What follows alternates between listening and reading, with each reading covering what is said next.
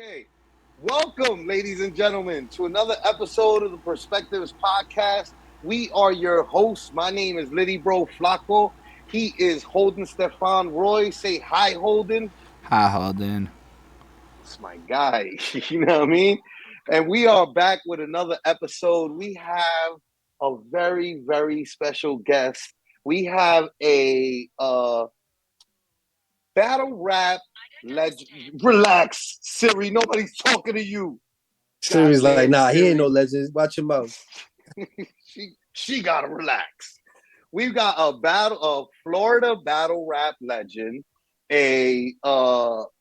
well, you're not really from Florida, but right, like I think that's where the legend of the battle rap for you came from, right? Is I've from been in Florida so long that yeah, you can call me from Florida, but I originate from Newark, New Jersey, is where I was born. facts, facts, right? But battle rap legend of Florida, um, uh, a fucking amazing artist, fucking host extraordinaire. By the way, I don't know if you got to see any footage of him hosting I KOTD did not. battle a tournament, but he did a fantastic job. I'm surprised nobody else has tried to like lift him and boost him to do that for their shit. Um, it might be that KOTD is paying the man well enough. It might not be. It might be that you need to just I come with don't a work good for them offer. niggas. I don't Well, work for them niggas. there goes that. You don't work for them white boys. um, but we've got the legendary Aak baby in the building. The Aak here. I don't know what we necessarily going with. You know, I know that Aak there's been. is good. Aak Samson, Aak Baby, Hot Chief Strong, Aak, all that. I like Ox Sampson though. I did think that that was one of the ones that I'm like that needed to be the go to. That's the money baby name right there. Like You know what's crazy is like, so they call me Aak Baby because I'm the youngest. My bad, I'm playing with these filters. I'm the youngest in my family and shit, so they call me Aak Baby. So that's where it came from, and that was my rap name because that's just what they called me. But everybody Mm. told me like, nah, Aak Baby, like you can't have Baby in your rap name. Now every other nigga got Baby. nah, that's a fact. That's a 1,000% fact. Back when you had baby in your name, it was a little like what? Like, and your Yeah, name, right, in particular, was a little. The whole thing was a little bit unorthodox, right? Like yeah, you had your name was the Ak, comma baby, which yeah. was just like, where did this And comma niggas used come to from? say, "What the fuck is this Common doing in there?" And then Tyler, the Creator, came out, and Creator. now it's just commonplace and shit. Now everybody named Nobody a questions. full Nobody sentence and questions. shit. Yeah, You no, got nobody questions a comma in the name, anything in the Mm. name. It's Everybody's cause just it's like, cause of where okay, the comma is though. You gotta be like, cause Tyler, comma the creator. That's like okay, fine. That makes sense in English. yeah, The Ack, comma the baby. It's Ak like cause you baby. have the because I'm not Ack. the baby though. You That's the why. baby. Talking to you. I'm the Ah. Yeah, baby. You feel me? baby. Yeah, exactly. That's So Yeah. like I always it is a little. Actually, I didn't even get that until you said it just now. Yeah. I'm directly addressing you on some real English shit. You heard? Yo, use the language rules to your advantage. Oh facts. yeah. I I've always mean, been real good at English. and I mean, kudos to you for being really good at a trash language. By the way, you know what I'm saying? Because I think that the internet has done a good job at dispelling the rumor that Americanized English is like any type of Okay. top tier by So the pointing only out. reason why I still say it's number one is because every shortcoming that it has, like we'll just take your fucking word. Like if you got a word for some shit that we don't got a word for, we'll just add your shit to our shit. You know That's That's what I mean? facts. facts. There's English niggas does that don't even realize when I was a kid, I didn't even realize menage a trois was a fucking French word. I just thought French that's what word. the fuck you call it, yo. You know what I'm saying? You know what I mean? Like, So them nah, niggas, we don't have a word for that, so we're just gonna take the French's word for that. yup, we'll take some German Yo, there's shit, all also that shit. like so many ways to describe shit in English. You can just make new shit up and it just makes sense. That's what I'm saying. There's just so many ways, and it to me it lends itself more to the written word because it's just different ways that I can say shit, and it all has different connotations. You know what I mean? Yeah, Yeah. Or you can say Nah. the same word with different emphasis. That's something like they do in China, like their language. The tone in which you say something makes the word mean something different. So the same That's sound. something that we do, right? Like Exactly. in We New do the same York, thing. in New York, we do like what's good, which Yeah. could be many things, right? Like it's like what's good, or it Or could you be like, good. yo, yeah, you good, and I'm stepping to you. You know what I'm saying? Like you good, checking to see if you good, checking to step on you. You know what I mean? It's many, many, many meanings. Yeah. We're gonna get into further into where this proclivity for the English language came from. So what we're gonna do, right, is we're gonna do the intro, tell you how our origin story. That's how we always open up the show, right? So a couple Alright. years back, me and Jess James we were How's working that, on bro? you. He's good. You already know him out here just being fucking general havoc causer of all sorts of things and being proficient and excellent at rapping at all times and shit. That never changes for him. But we were right. So we were working on Litty Bros Volume 1, and I told Jess, because Jess is a rapper slash producer slash engineer slash graphic designer slash video editor. You know Oh, what I'm word. saying? So like, yeah, Jess is the cheat code. That's what I call him. You know what I'm saying? And so, but like, I told him when we were working on that project, I was like, yo, bro, I need you to just focus on being a fucking rapper. I don't want you to do nothing else. I don't want you to engineer these sessions. I don't want you to produce none of these beats. I got the beats picked already. I just need you to be a super rapper. I just need you to be a star rapper. And with that came me having to hand over the engineering duties of the project to somebody else. And I had a homie, Merker Miyagi, up with Merker Studios up in Montreal. And Merker took care of the project. And Merker, I always tell people he might as well have been like a New Yorker because like he engineers people's like music up in like Montreal, but then he like doesn't promote anybody's shit. Because if you promote one motherfucking shit, then you gotta promote everybody's shit. And sometimes you work on people's shit, and you're just like, man, I'm just doing this for the bread, bro. I'm not doing this because I like your music at all. So he doesn't ever really promote anything he works on, but he promoted our shit. And he promoted it with like a really good compliment. Like I never been, partying and doing coke in New York City, but if I did, I'd want to do it with the Littyyy Bros. And then Holden saw that and he was like, what the fuck? He's been on Merker's page for a minute, right? And he notices it's like you're pretty picky with whose music and shit you're out here promoting and shit, right? So it's Yeah. like if somebody sees you share something, they're gonna perk up more like, hold on now. I Yeah. don't never share nothing. I You know what was I'm saying? yeah. Yeah, so he shared us, and Holden saw that. He liked what he saw in the video, and Holden was already doing like album reviews online. So he did an album review for the album, and it was the most thorough album review I've ever had done to like anything I've ever been involved in. And I was like, this is incredible. And I was like, yo, we should do an interview.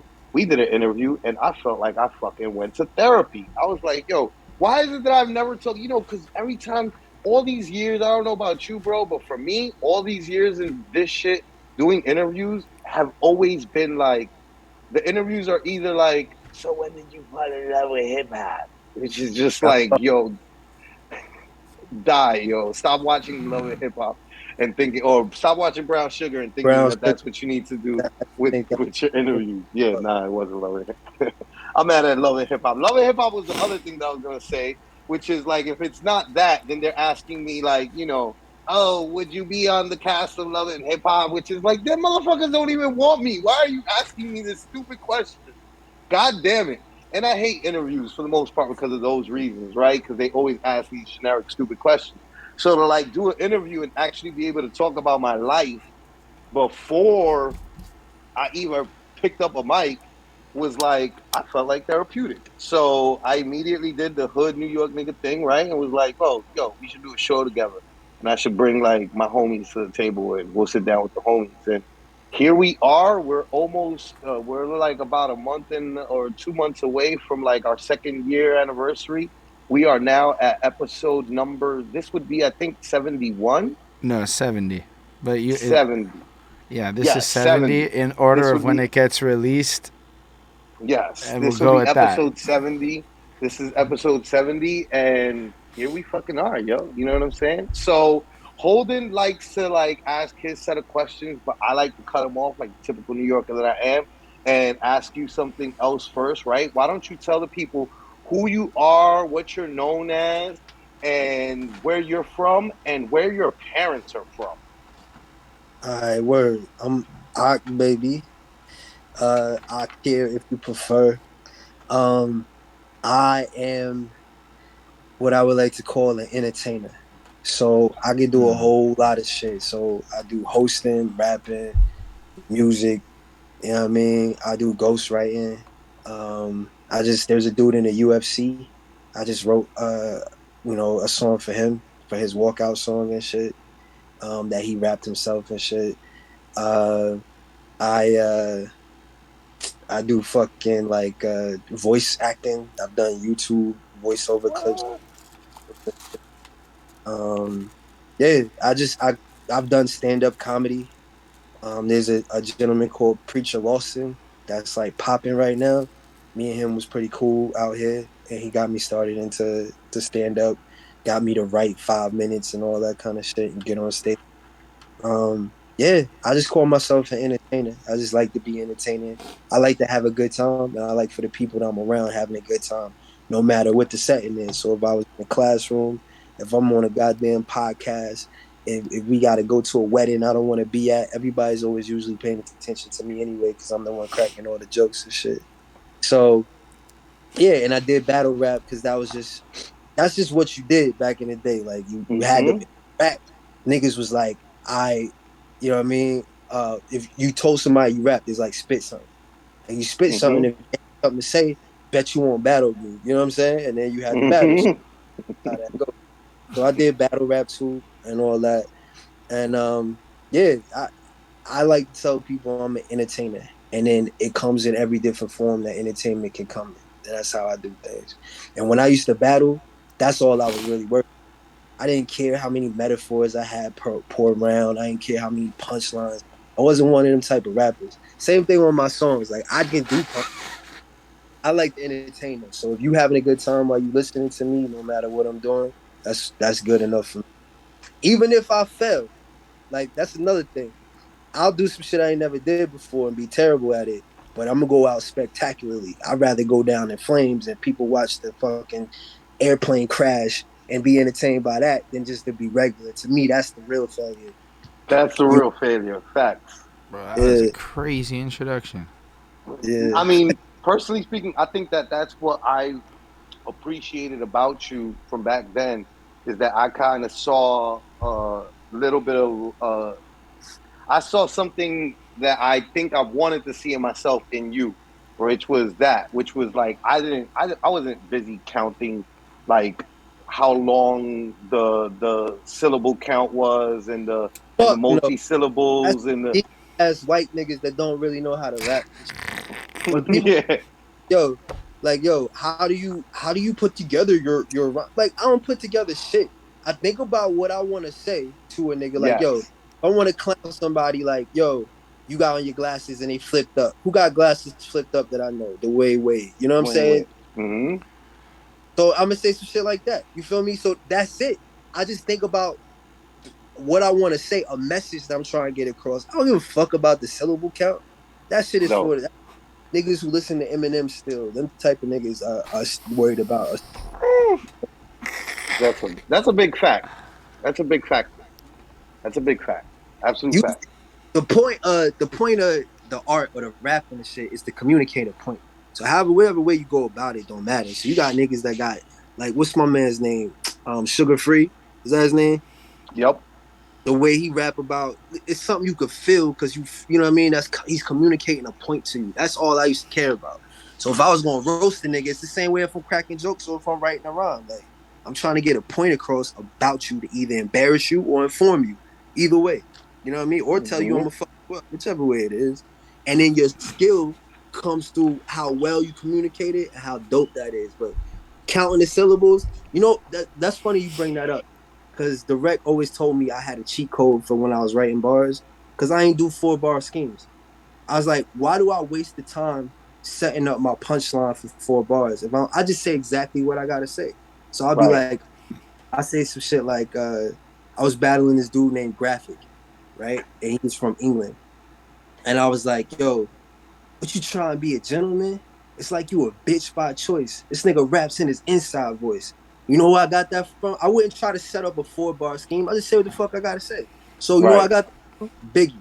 That nigga come on the track and be like, he'll change rhymes, he'll change his rhyming word like every other bar. Facts. You know what I'm saying? Facts.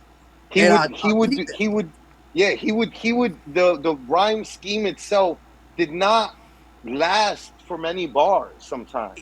It would last as long as he said what he needed to say, and then he good on Say, to the and that's next it. thing. And then on to the next one. I'll find a way to get out of that by talking fly shit, period. Yeah, he just say what the fuck he feels, and he would communicate it. That shit was dope. So yeah, that counting the syllable shit, that shit's for the birds. I remember rapmusic.com. Oh, you better believe I remember that shit. I was just talking about that shit to Penn on the phone the Yeah, other day. Cause Penn yeah. and me, we were talking about how long we known each other. And I was telling him, I mean, we known each other so long. You used to call me like, yo, you gotta chill. So I only got into it because of battle rap. Like before then, I ain't have Facts. nobody to talk to shit with. I ain't had Me nobody to talk neither. about shit. So, but yeah, them niggas just be on there talking about like the syllable count and how the syllables match up. Get the fuck out of here, man. It's funny I because a remember lot of being very people the I fuck know out of really here still do energy. have those chats. Like that's this dead ass somebody who recently I was talking to, and it's like I guarantee you all the professionals count their syllables. I'm like, I don't know about that. No, no, They don't no, count they don't. syllables. So you talk so Lil Baby, right? A lot of niggas can't rap as well as he raps, right? The nigga raps well. Now nigga has mad syllables when he's rapping, but you don't see them counting that shit. I don't know No. what the difference is. It's like you got to be Big Pun's son in order for them to count the syllables and shit. You know? Shouts to Chris Rivers, by the way. Good Yeah, kid, man. Really like him. Really, really just a solid cat. But yes, absolutely. Shouts It to- needs to be that essentially. fair. Right. So wait, you didn't hit us with where are you from and where are your parents from? Oh, my You bad. My father's born in Newark, New Jersey. My mother is from Demopolis, Alabama. But if you could believe that shit. But she moved to Newark when she was young. I believe she's from Webster Street. okay, Uh, so she moved to shoot, so that's where they met. They met in Newark. They met up in the north. yeah, and then we moved down to Penn. She wanted to get out of Newark. You know what I mean?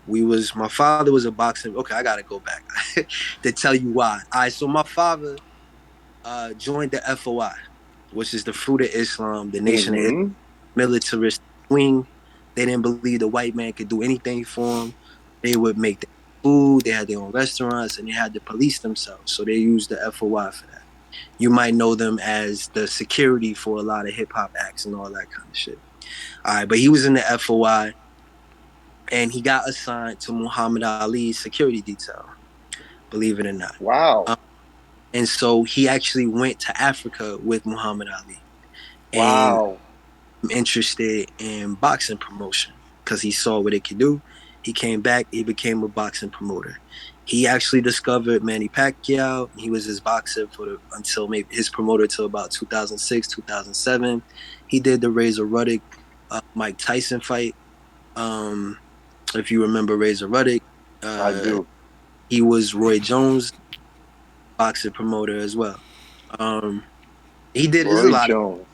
drop and shit, but Roy Wait, Jones what was was what was what was Roy Jones? You must have forgot. yeah. You You must must have. have. You must have forgot, nigga. Quiet. Do you I remember was. what happened in Haas the Ripper? He got Yes, I do. rocked for a bit. He was Roy Jones's ghostwriter for a little bit. A few of his songs on his album. Oh shit, I didn't know that. My brothers almost ended up being his ghostwriter, but they didn't sign the deal for whatever reason. But yeah. So we moved when I was born. About maybe 2, 3 years later, we ended up moving down to Pensacola, Florida. Pensacola, Florida is where Roy Jones is from. We ended up moving down there because they have a Navy air base.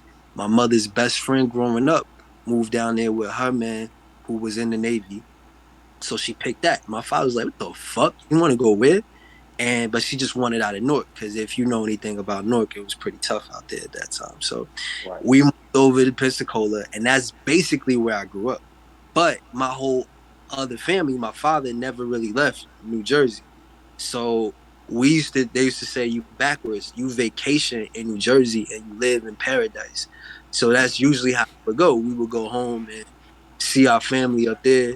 And that's where I got all my clothes, all my swag, my way of talking, all that You from New mean Jersey. back when it was still a thing, right? Yeah, yeah. Back when that area when New Shit York was had separate. that advantage, right? Yeah, now it's separated. So now the internet, everybody use the same slang, everybody looks the same, you know what I'm saying?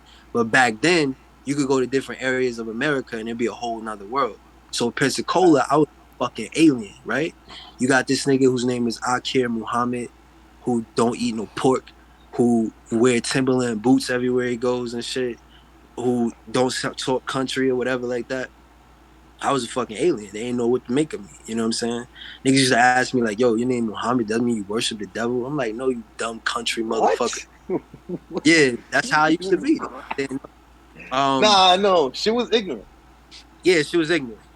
But it's crazy though, cause I actually think it was at the time I hated it. I thought I wanted to move back to New Jersey and all that shit. But in hindsight, that was probably the best thing for me because I ended up going to Roy Jones Senior's gym. That's something that I left out in my introduction. I do kickboxing. I'm a trainer for kickboxing and shit like that, personal trainer. And yeah, that's how I know the dudes in MMA and all that because I go to the professional gym out here. And I spar sometimes, and I train my boy, who's basically spars with all them professional dudes or whatever like that. So I got instead of going into the boxing world, I started in boxing. And then I transitioned over to MMA because I love fucking MMA. I watch every show and shit. So yeah, that's Hey, how all that came about. So while in Pensacola, I'm trying to rap because all my brothers rapped and everything.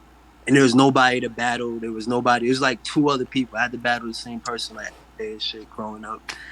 And same yeah, cat over and over and shit. Like you yeah, again, like yeah. And your that's mortal enemy and crazy. shit. It makes you wild creative when you got to battle the same three niggas over and over again because you got to come up with something new every single time. You know what I'm saying? Yeah, And facts. And that's good. how I learned. Like, yo, you. It don't matter what you say. It matters how entertaining you are while you say it and shit. You know what I'm saying?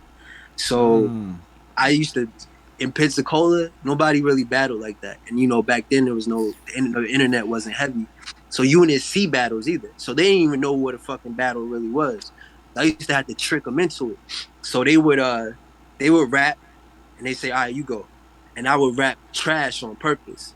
And I would just like take long pauses in between my words. They'd be like, yo, you whack. Yo, he sucks. And I'd be like, I bet you won't battle me though. And everybody go, ooh. And then I would trick them. They would go first. And then I would just like hit a rebuttal to everything they said and fucking just knock them out the box. That's how I used to do all the time. I used to do that shit for fun. Yo, And then, it's yeah, then I came to Orlando and that's where I met D-rect. And I didn't know the fucking Orlando scene had Johnny Storm, Madness, Mad Ills, all these parable fucking what was Madness's partner name? I Um don't remember because I am like you, my friend. I'm as you tell your story, I'm like, why does this sound exactly like my story, but yo? Atlanta, huh? What? That's the time you moved to Atlanta? Nah, I mean, nah, not really. Like a little bit after me and Katana. You do you remember Iron Solomon? Did you care enough when Iron Solomon first came out to have seen that first song that he had with Nems and Just James that they Oh had a music video? no. I think that was like the only thing he had musically online before he dropped his mixtapes and whatnot. Mm-hmm. And it was Nems, Iron Solomon, Jess James, and the fourth person on it was Katana. And Katana was this, she's this female rapper from around the way in the Bronx. And her and me used to go down to West Fort, the basketball court that's on NBA Street, right? Like one of the Yeah. famous New York City courts. We would go down there and we would fake battle each other and suck on purpose so that people would like think that they could beat us. and then we battle for money and take people's money and shit. But and then even that, right? Like I remember when Sarah Connor first came around, and I've known Sarah since I'm 8. And when she first put me on the grind time, I was upset. I was like, "Who are these niggas?" I was like, "Who gave these niggas permission to exist?" You know how much battling I've had to do because I didn't know nothing about I didn't know nothing about WRCs and none of that because I didn't have internet because we was in these streets for real, and we just didn't have that privilege of having internet before grind time era. You Shout know, outs to like Philly. Them niggas put all types of YouTube videos up in 2004. I don't know what the fuck was going on in their hood, but yeah, they got some fucking free fucking internet fucking access that made them something. Because I definitely did not know anybody that I remember, bro. I remember when we got the Smack DVD with Iron Solomon and Math on it that first round, yeah. and we were just like when the first round ended and it was like, oh, go on, smack.com to see the rest of the battle. We just turned the DVD off. Like that was the end of it. They You just know want what to I see mean? one round and Like, shit. Yeah. like, yeah, we all just saw one round and judged the whole battle off that one round. Like we were all just like, oh well, I guess there goes that. None of us have the internet. You know what I'm saying? Nobody. We in the fucking spin out with fucking milk crates for furniture. Like, homie didn't have the internet, and I didn't either. So And it just that's crazy. sounds very similar. It sounds Yeah. very similar. It's So crazy. I didn't get the Smack DVDs and all that because I was down south. So the people that I had to watch was just people who came on TV, like who made like Breeze Ever Flowing and niggas like that. You know what I'm saying? That's who I saw on TV. I did. Um, everybody saw the Jay Mills battle and shit like that. You're So that's talking why about the Blaze battles on HBO. Blaze battles, and then whatever like you could get offline, like off Napster or whatever, LimeWire, whatever Okay. battles I could download. So like me and Direct went crazy with this shit. Like he watched every single battle, but I tried to find the different battles and shit. And so that my influences are people that used to freestyle. So that's what I thought battling was. I thought battling was straight freestyle. And then I would listen to like Rex and all them niggas. And there was a few of them that I liked, but most of them I ain't really fuck with them like that. Cause I was just like, yo, that nigga standing right there and you rapping about whatever, like talk about that nigga. You know what I'm saying? But that I realized when I got a little bit older, and now all the styles kind of fuse just like everything else. You know what I'm saying? Like there is no style, there's no street style anymore. Everybody fucking Carter Deems talk about guns and shit, and Facts. and Murder Mook got freestyle flips and shit. You know what I'm saying? So like Mm-hmm. everybody do everything, but that's why for a minute that nigga Hollow the Dawn, that nigga was my favorite rapper because he just knew how to combine all that. Facts. And Back then, Hollow was the only one who was able to walk in all those worlds and seem like he fit into all of them. right. And the wreck used to always tell me, he's like, yo, if you go on smack, my nigga, I think they never seen something like you. But I never thought I could make it on there because I was like, my nigga, if I always forget my rhymes and then I'll start freestyling. And once I start freestyling, there might be a stutter here and there. I was like, smack niggas don't like that shit. You know what I'm saying? Like if you stutter, they want you to be clean the whole way through. So I never thought I could go on smack because that was the thing. Like I barely practiced when I used to rap. When I used to write my shit, I would barely practice. I used to be like, yo, if I forget, I'll just start freestyling. You know what I'm saying? So yeah, it's funny how the shit all changed now. Like now you could choke in the middle of the battle and niggas just start clapping and shit and like helping you along and shit. The whole world Facts. changed.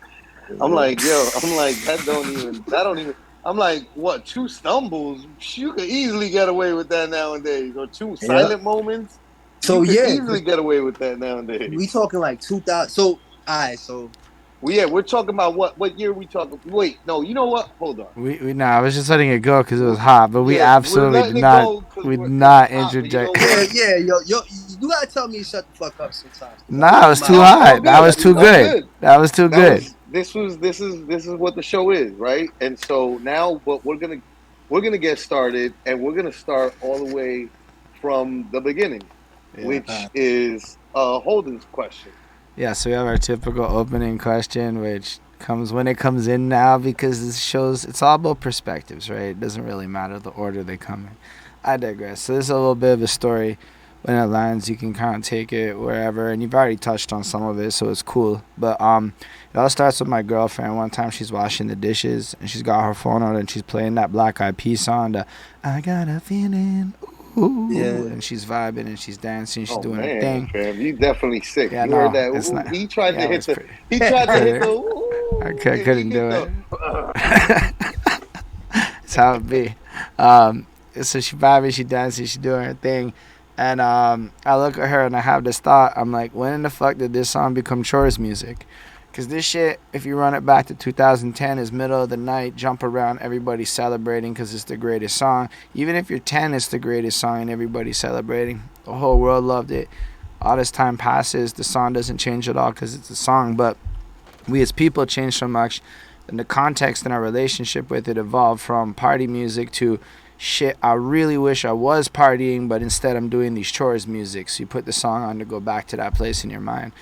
And I was like, that's a big thing for me with music and the journey that we're all on and the relationships that we have as it changes. And it got me thinking about the 20-year-olds running around with the drills and all that. They don't understand that when they're older, that's going to be that dishes washing chores music. They're going to be getting sturdy to the dishes. They don't know that when we hear it, it just kind of instantly kind of evolves into the dishes music because we're just at that phase in life. And then it made me realize, as Flacko was touching on earlier with the interviews and the stories of the artists and all that, that like people kind of start where you did in a sense. When I started rapping, when I got into it, how these things kind of tied into each other, and it just kind of gravitated there like instantly. That's the first thing that happens in your life, but that can't be the case because we're people and stuff happens. But music on top of that also exists the whole time that we're alive, right? Like there's a good chance that when you popped out in the hospital in Newark or wherever, right, there's a little song playing in the room, and you might not remember it, but you was probably absorbing that energy. And then I think about that because I can remember being like 5 years old up in the crib in Montreal. And my dad's got these gray boxes all around the room, the amp, the preamp, the tape deck, the radios, and the wires going around to the ghetto surround sound as the speakers were everywhere. Be busting his like Led Zeppelin tapes and things like that in the daytime, but at nighttime it was that club music straight from the clubs of Montreal that would be coming through. But my mom's was completely different. It was the discos and the musicals and the Disneys and all of that shit. And all of this was going on around me, and I had no control over anything that I listened to, but I still got affected by all of it. So I'm hoping that Mr. Aak, the baby Aak, that you could bring us back to the youngest, well, back to the baby days and tell us a little bit about what it sounded like to be you before you had any control of it. And keep in mind that not everybody watching it is going to be coming from where you were at. Word. So my mother was 18 when she had my oldest on her side. My father got 7 children. I'm the last born of all 7. My mother got 5. So I was the youngest from my mother and my father. And my mother was 18 when she got pregnant with my oldest brother. My oldest brother was born maybe 76, maybe. I'm thinking 76, yeah. So by the time she got to me in 1987, um, she was still in the mix. You know, she was a little older, but she was around 30, 28, somewhere in there, you know what I'm saying? Mhm. So she still was hip to all the new shit. So basically, MTV shaped that early MTV kind of shaped the sound of my life. So I'm talking everything from hip hop, Yo MTV raps and everything, to rock music. So Like that Alanis Morissette and fucking yeah, her too. But so I Guns but N' I'm talking Roses and yeah, that's the type of shit I like. I like Guns N' Roses. I like Bon Jovi. I like them niggas. And then like she was super Michael Jackson, super Prince head. You know, everybody. I mean, they are music, so everybody likes that shit. But like we used Mhm. to do some shit where, and it's kind of where my performance game came from, because you would stand in front. They would have like the sound system playing, and you would like fake like you got a microphone, and you had to perform the Michael Jackson songs and shit, because Mike was smart enough to put his lyrics in a fucking booklet at the time. People don't realize that Mike was probably like the first and only person to put all his lyrics in the booklet. so you could sing the songs along like karaoke. So we used to sing them shits. And you would sing the same songs that everybody else knew. So you had to perform the shit harder to get people to actually like it, to get your brothers and shit to pay attention and shit. So we used to sing all that, all the rock shit that you could think of. Pantera, y'all know who that is? I Mm-hmm. probably know that shit. Pantera, is probably like, I think, to me, the best rock album. What's this shit called? Violence, something to violence. Yeah. I don't This shit remember will what it's walk on. called, but I know what you mean. Walk. That shit is probably the best rock album. So all that shit was like playing Ice T. I was when I met Ice T from some battle rap shit. I interviewed him on that King of the Dot shit. I had to tell him like, yo, I used to run around my living room and throw all the cushions out the couch and like fuck up the whole living room to Cop Killer. You know what I'm saying? And because my mother, she was so young and into the music at the time, she let us watch. We was her friends because she had to take care of her. She was a stay at home mom. So she whatever she watched, whatever she listened to, that's what we would watch and listen to. You got yeah. So You got to listen to what she wanted to listen to. Def Comedy Jam, Martin, all them shits. I used to watch. I remember once I asked my mom, like, "Yo, mom, what's pussy?" And she smacked the shit out of me, like, "Don't say that word." You know what I'm saying? Because of Def Comedy Jam. You know what I mean? Um, uh, That's So my youth hilarious. was just full of like hearing my brothers and like my cousins and shit all listening to all the music you could think of that came out in the early 90s. The Ghetto Boys was my mother to this day, my mother's favorite like rap the group. Humpty dance is the Oh, dance, the Hunger do the Dance, hump. all that shit especially. But like the Ghetto Boys, my nigga, I used to Right. wake up and fall asleep to that shit. And then, on some other shit, my father, he would come around and he would play the old shit. So Marvin Gaye, Wake Up Everybody. That nigga used to play that shit every single Sunday. He'd make us get up wild early in the morning for no reason and shit. Mm-hmm. He would Was it? You sure it wasn't so you guys could clean the house? Nah, this nigga used to wake us up. The house be clean and shit. He used to be like, I'm up, you up, this type of shit. Wake up! And he play the fucking song. You know what I mean? That's Uh amazing. That shit, Harold Miner and the Blue Notes, all that shit. Harold Melvin in the Blue Notes. Harold Melvin and the Blue Notes, fucking yeah, Harold Melvin. Miss Um, you, miss you, miss you, all miss that you, shit. Yep. miss you.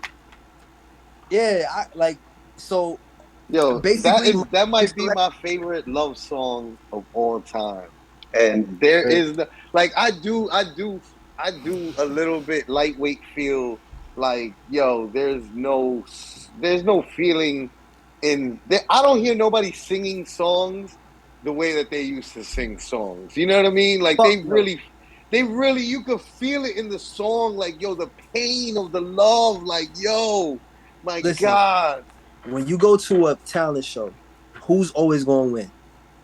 The motherfucker that knows how to sing. I don't care how good you rap. You could shut the whole shit down. Nigga gotta come in and hit one note and it's over for you. That's Boom. because that shit hits your soul. Yeah, it does. Yeah. Oh, so like R&B singing from the soul, that's just always going to be more impressive. I don't care how many syllables you counted up and shit. That's just always Yeah. going to be more impressive. So you know what I'm saying? Like niggas, because they combine the rapping with the singing, and they R&B thugs and all this other kind of shit, they can't sing from that soul no more. That pain, Right, because right. rap a lot of times. I mean, I don't. Here's the thing: hip hop is a microcosm. So whatever the fuck niggas say is wrong with hip hop or rap or whatever the fuck, it's just that's what's wrong with America. That's what's wrong So with the world. Yeah. that's what's wrong with which in turn may be wrong with the world. But in America, we got bravado, we got that machismo, that macho feeling, Hmm. and sometimes it's too much. And so it's like that in rap. It's hyper violent, hyper because that's what we respect. We go to the Yeah. movies and we watch Billy the Kid. You know what I'm saying? We don't watch the fucking movie about the nigga who fucking helped the kids cross the road. That shit is boring. We want to see the nigga who was shooting shit up. So if you make music with a rap hip hop tinge to it, and although you harmonizing, the shit's not gonna be as vulnerable, and you ain't gonna show all them feelings the same way. You know what I'm saying? You ain't going, you know, fucking sing from your soul because you don't want niggas that Yeah. feel that. You want to sing from your soul about some violent shit. You know what I mean? That's just how it's going. Facts. Facts, because that's who you end up feeling that feeling from now in rap is the ones that talk the most. Like, look, when these kids fucking blew the fuck up with the fucking Mm-hmm. you know what I mean? They was I was talking just about like listening to that to the other day. all the bodies that they caught, right? Like you Yeah. knew the authenticity. We all did. So that's why we immediately felt like, yo, this shit is kind of hard, son. I mean, I know this is a fucked up bad song to be loving, but It this just shit is is what kind of it hard. is. Like, and people try to talk about rap music, like, why is it so violent? Because we are violent people. Like, human beings are violent. It Human just speaks beings. to us. Yeah. It just speaks to us. I remember I wanted to remix. It's back in whenever that shit came out. Baby, if you give it to me, I'll give it to you. I want Do to say, you? nigga, if you get at me, I'm gonna get at you. You know what I got? 380s, baby. Like, I want to just name Yeah, different letters yeah, like that. yeah.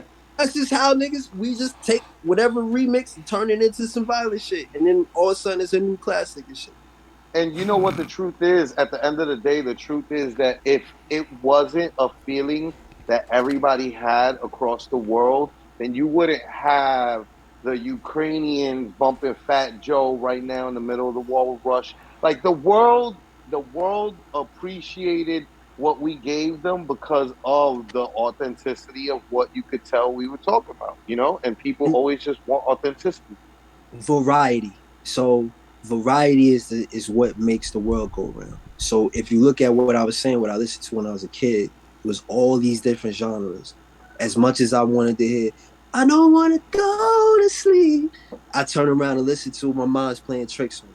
I turn Right. around and listen to some Wu-Tang shit. You know what I'm saying? And Mm-hmm. it all goes based on what your mood is, what you're feeling, what's going on. So one thing I always give respect to Canadians about, because I ain't know till I went up there. I went to Toronto the first time. There's mad different kinds of people. You know what I'm saying? And they celebrate all those differences. And it actually helped me realize why, because I thought Drake was some fake ass nigga. I was like, why is this nigga talking like this? And he don't really sound like that. Then I went up there and realized it's because they all borrow each other's slang and Nah, like dead ass. We had multicultural day back when I was in school, where the whole point was to just do that, eat each other's this foods, shit. expose each And other's cultures, and like we were. It was really confusing for me at first when the cultural appropriation debate started because I'd spent my whole life being taught to appreciate other cultures and partake in them. they own that conversation only comes from America because we live in a system where we're taught to be more Americanized. You get made fun of if you don't sound like everybody else. In Mm-hmm. Toronto, you are welcome. They don't lose their accents. You know what I'm saying? And it's funny because it all makes sense how I feel now with how my mother was. She refused to let me develop a country accent. There's certain words I say, like I fuck around and say refrigerator instead of fridge or some shit. That's some country shit. Mm-hmm. But like if I go to the store and I buy something, I bought it. But niggas out here is gonna say I bought it or some shit like that. You know what I'm Yeah, saying? yeah, yeah. So my mother refused to let me lose that accent. She wanted me to talk like her or talk like how New Jersey people talk or how she felt New Jersey people should talk. And it's the same thing when you go to Toronto. You got a Haitian accent. You don't try to sound Canadian. Keep your Haitian accent. Teach your Yeah. kids. It gives you flavor. It gives you a different sound. So I love Yeah, that shit. facts. When I went out there, like here we talk about that melting pot. Up there, pause. They talk about the tossed salad and shit. They talk about like the salad having a different shit in there. You eat the little different shit, but it remains what it is. What you call it? What's it called? Heterogeneous Yeah, mixture.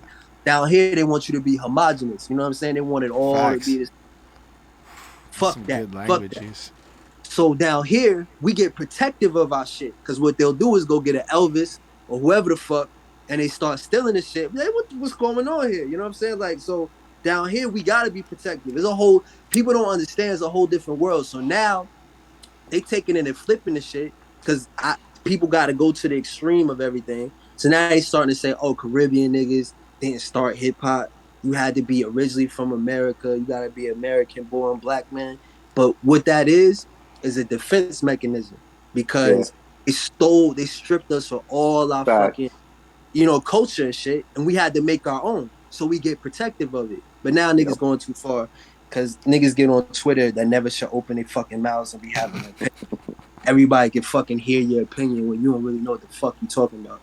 But For that's a whole different story. But yeah, so when I was coming up, everything was variety, man. Everything was, different shit for different settings. So if I go, I like my nigga, I cut it up. When I go to the party, I dance my ass off. You know what I'm saying?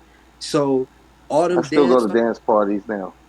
yeah. What the fuck happened to dance parties, B? Like you don't fucked up the dance parties, Lil Jon, nigga. Like when I would go to the club, they would play Lil, put your hood up, represent your shit. It'd be a fight every single day, nigga. Every single time would be a fight. Niggas When you throwing come up, shit. when you come up here, make sure you definitely have a Friday on the list, and I'll take you to a dope ass house music party that Oh, I go to. New Jersey do the house music, B. So it's Yeah, no, time I already know. for that I shit. already know. I already It's know. time for the percolator, B. Like I go to it, but like, yeah, they kind of fucked out. And the youth, them niggas don't like interact with each other. Them niggas be on the wall and shit. I don't know what's up with that. I used to dance, you grind on a girl or whatever like that, but now they just fucking be just dancing by themselves They in a get circle. sturdy. They like 7 dudes will put their arms Solo. around each So, other Yeah, and proceed to do line dancing. And I'm not saying which, that by the like it's a way, bad thing. actually is It's wild. super lit. It is amazing to watch. that's some But Jamaican shit though. effectively, There's a lot it's of cultures. It when that's what I was gonna say with that. It's in a lot of cultures. Like think about it. I've seen there's a sample that I used of like a group of Jewish men, like Hasidic, in a circle doing like a and just like going in this, which is A lot of also some a lot of getting them countries sturdy. dancing with women. They don't let women come outside some of them countries and shit. Some of them so yeah. called countries and shit. They don't let the women come outside, so you can't dance with a bitch. You gotta dance with your niggas. You know what I'm saying? These But are facts. and it's so crazy. They be so super homophobic, but they don't allow women in their fucking parties and shit. So it's crazy how it goes. Yeah.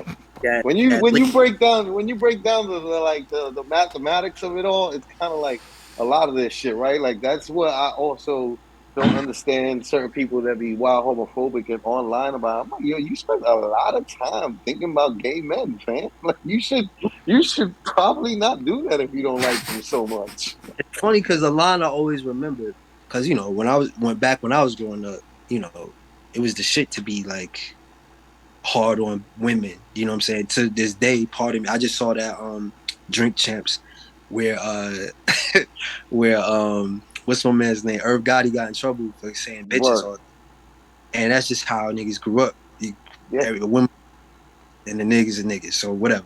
So it's hard. It's sometimes I catch myself saying, I got a daughter, but I catch myself saying bitches, you know what I'm saying, and all that kind of shit. But anyway, um, I grew up in a time where you were supposed to be hard on a bitch, and that's kind of how I was taught to be. You were supposed to like, you ain't supposed to show love. And then I remember Jay-Z talking about I don't like pussy well enough to hang with it and all this other kind of shit. And I There's was a like, lot of there's a lot of that type of shit and energy in hip hop throughout all about the years. I was like, what type of nigga am I? Because I like to hang out with, like, I'd rather hang out than hang out with. You know what I'm saying?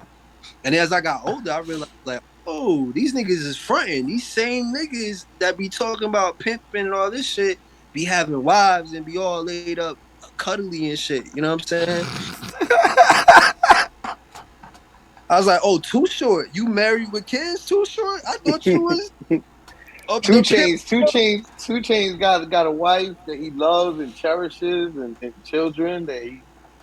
All that shit. So I realized, and you know how I go. I started realizing, like, because when you a kid, you believe everything everybody tell you. You know what I'm saying? Like, I got brothers that is real life thugs and gangsters and shit. So I assume that these niggas is all doing what they talking about until proven otherwise, right? So then you start to realize, okay, music and art is an expression. It doesn't necessarily have to be your reality at every given moment.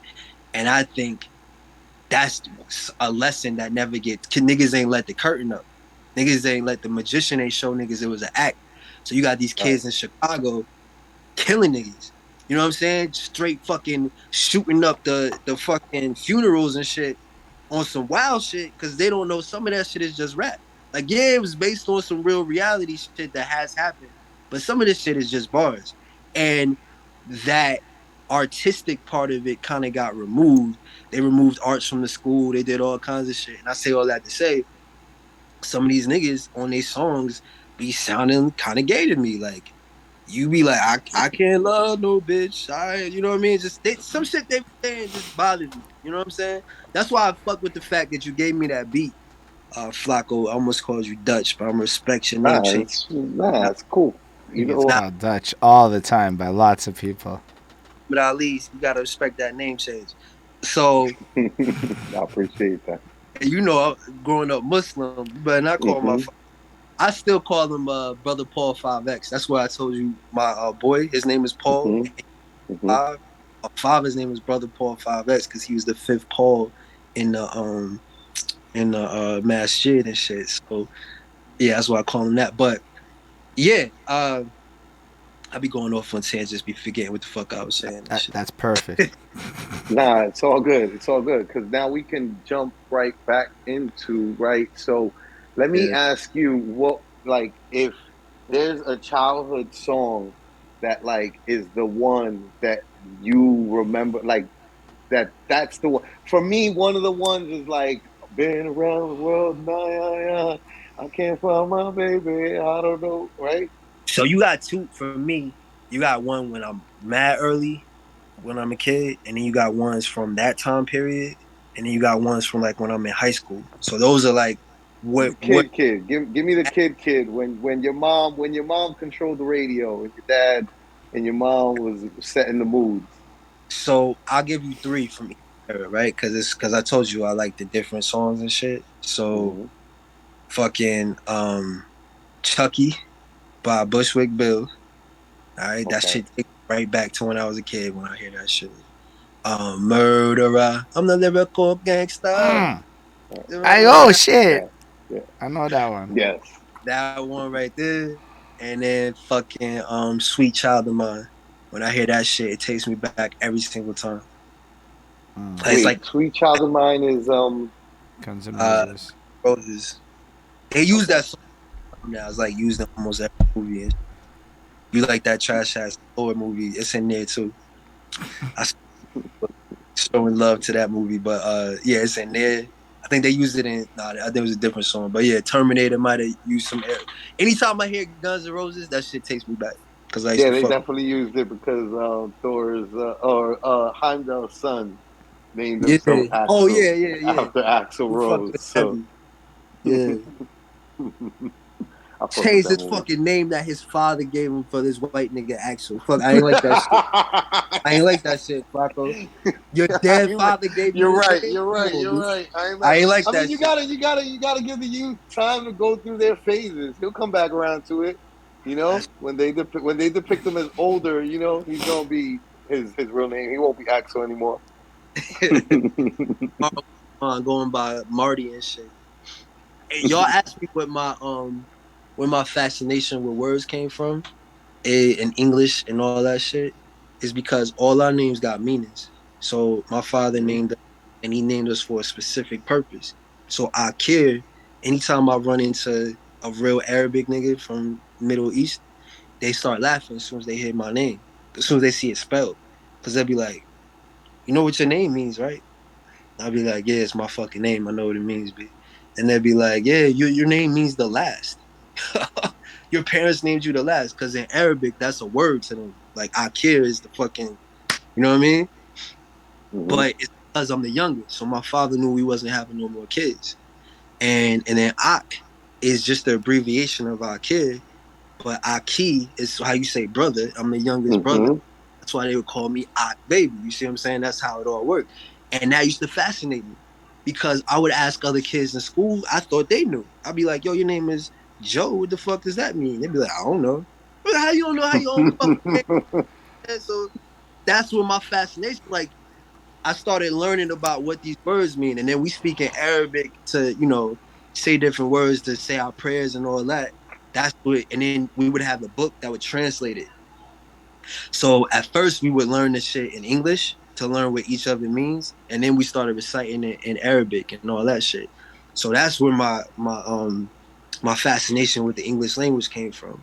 So names mean a lot to me. That's why I wanted. If you Flacko Bio now, you fucking Flacko Bio now. You feel me? Flacco Bayo, but yeah, My bad. all good, all good, all good, all good. Bayo. That shit is Nah, but pronounced, but that shit spelled like Bayo. But I'm so used to Spanish words be having a soft sound in it and shit. yeah, nah, I already know. I did it on purpose. It was a purposeful butchering. But That's why I want so to smack shit out of DJ Khaled. Like, nigga, your name is Khalid, nigga. Fuck out of here. You let the country Khaled. whenever I try to spell Khaled on my phone in a text to somebody, it always spells out it's Khalid. Yeah.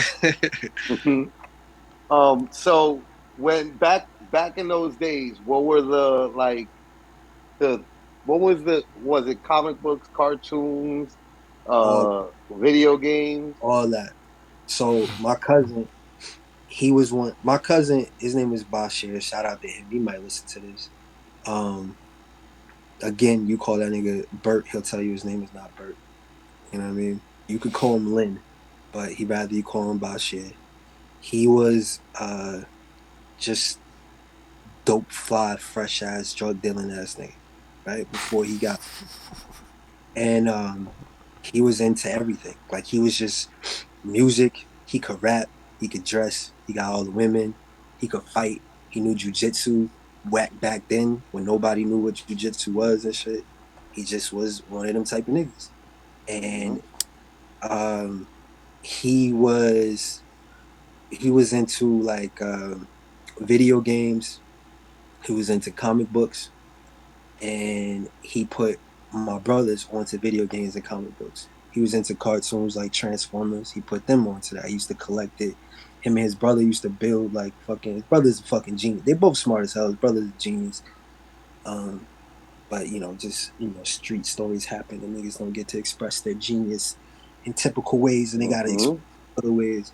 But with some connective sets, they used to build them Oh, shits. oh, Connector, not the Lego, but the other Oh, not the one. Lego. connects. Yeah, Is that what it's I Bro, called? think yo, I I got a think it might connects have. piece Yeah. right here. Oh, there you go. They used to build whole cities and shit out of the connectors.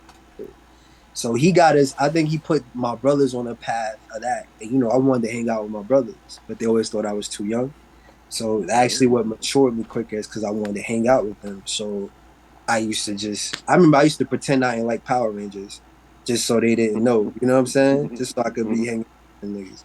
But but the one thing from my childhood that really was the shit, and we got it from my grandmother, was wrestling. Nigga, like my father couldn't understand. Like I am a boxing promoter, y'all around boxing every day, and all y'all motherfuckers want to watch is wrestling. He couldn't understand it. Like he hated that shit. He's like, y'all want to watch this fake ass sport where you got real niggas fighting, right? Real life superheroes. But I fucking loved wrestling growing up. I believed it was real all the way up until like fucking 1997 or some shit. Like I thought it was real. I thought, you know what I mean, niggas was really getting punched in the face and shit. And my grandmother, her favorite wrestler was the American Dream, Dusty Rhodes. And That's funny. yeah, she loved Dusty it so much, Rhodes. building in us. So if you go back and listen to my battle raps, I would say almost every single one of them, I said some shit about wrestling. But I hate the way like what's my man's name from Gazelda, whatever they call them Gazelda niggas. They just do the most obvious, like corniest reference, like, and I hate when battle rappers do it too. Like, yeah, I'm stone cold like Steve Austin. That shit is so trash to me, my nigga. Like, you know what I mean? It's Get a little bit more intricate with it, is what you're saying. Yeah, you gotta be a little bit more intricate. I told the nigga McFly he was holding on to the last strands of his youth like Hulk Hogan's hair. You know what I'm saying? Like you gotta say you gotta say some shit. You know what I mean? Like Yeah. you gotta in order to impress me. So I be seeing like Real Deal and a couple other niggas with their little references. I be like, y'all don't want to play them games with me. First of all, I don't think half the niggas will really get that because when it comes to wrestling, like I'm deeply entrenched. When I get onto something, I want to know everything about it. You know what I mean? I want to see everything. I want to know all the stories. So niggas can't tell me nothing about the Clippers because that was my team. You can't tell me nothing about Jason Kidd. You can't tell me nothing about Tom Brady. I mean, I know, forgive me, but that nigga's good. I know, but that nigga's fucking, his story's He's the crazy. goat. He's the goat. Yeah, he's the GOAT. You can't tell me nothing about the UFC. Right, right. You can't tell me nothing about Roy Jones. Yo, I was just, you know what I was just talking about with the wife. We were watching the fights this weekend that passed, right? And the what's the name of the two chicks that had the first fight on that card? Anyway, those two, right? Like Weekend? the from the pay-per-view session, not from the prelim. Yeah, Um, yeah, they got it. They got it pop. They got busy. right. Yeah. They got busy, but like there was like a point where she had like her arm in like that. I was just like, if she was more educated, uh, MMA, if she was more educated in grappling, it would have been a wrap for that Nah, that other chick's arm. it wasn't so much of how loose the armbar was. It was more so that the I don't know what she was. Let me just call it white. The white chick was like more. She had to be double jointed, yo, because her shit She had to broke. be double jointed.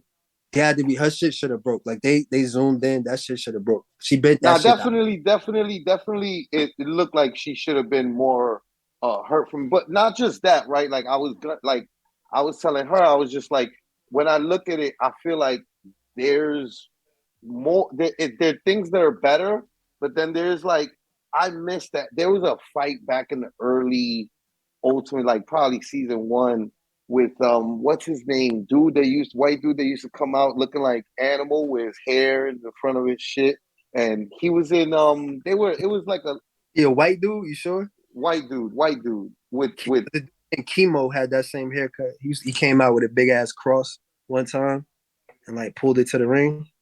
nah this dude was more like buck wild, look like a fucking like the guys that grow weed and shit in the fucking forests of California and just, you know what I mean? Like grungy type fucking.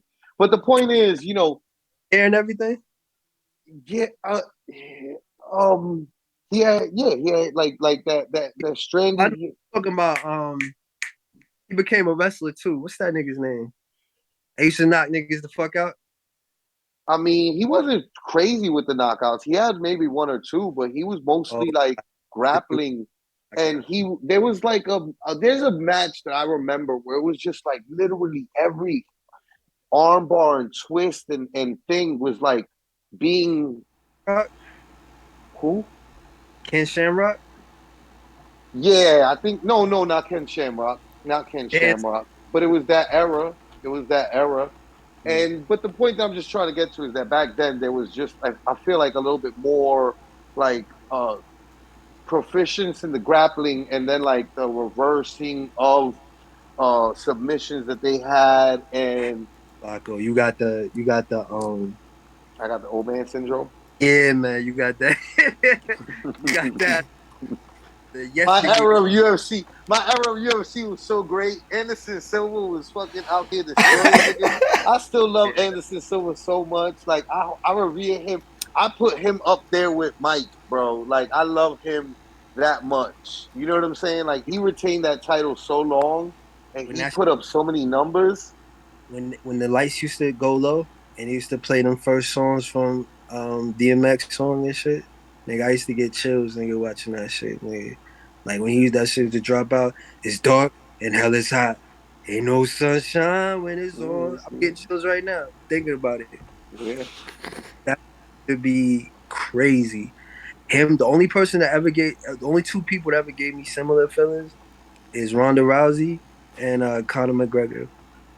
Both of them used to give me more so Conor than Ronda, but it's just that you learn so much about their story because you were a fan of the way they fight, and then you Mm-hmm. just almost like that's why to me fighting sports is always better than team sports because there's just crazy stories that you have to like where these people came from, who they are. boxers or MMA fighters. Their stories Yeah, just so crazy. it's an individual sport, right? It's different. It's like it's similar to battle rap in that sense, right? Where like battle rappers, there's no team to depend on. There's nobody that's gonna come save you in your battle, bro. Like you got to get yourself in and out of this shit. You know what I'm saying? Like you got to defend yourself. You're gonna get punched in the face, you know, like Yeah, and sometimes literally. You know, yeah. but the point is that like it's a individualistic thing, and I think that commonality that it has with combat sports that like you It know. is a so first of all, so it all connects for me. All the shit that I'm in, like into. So like wrestling is that entertainment.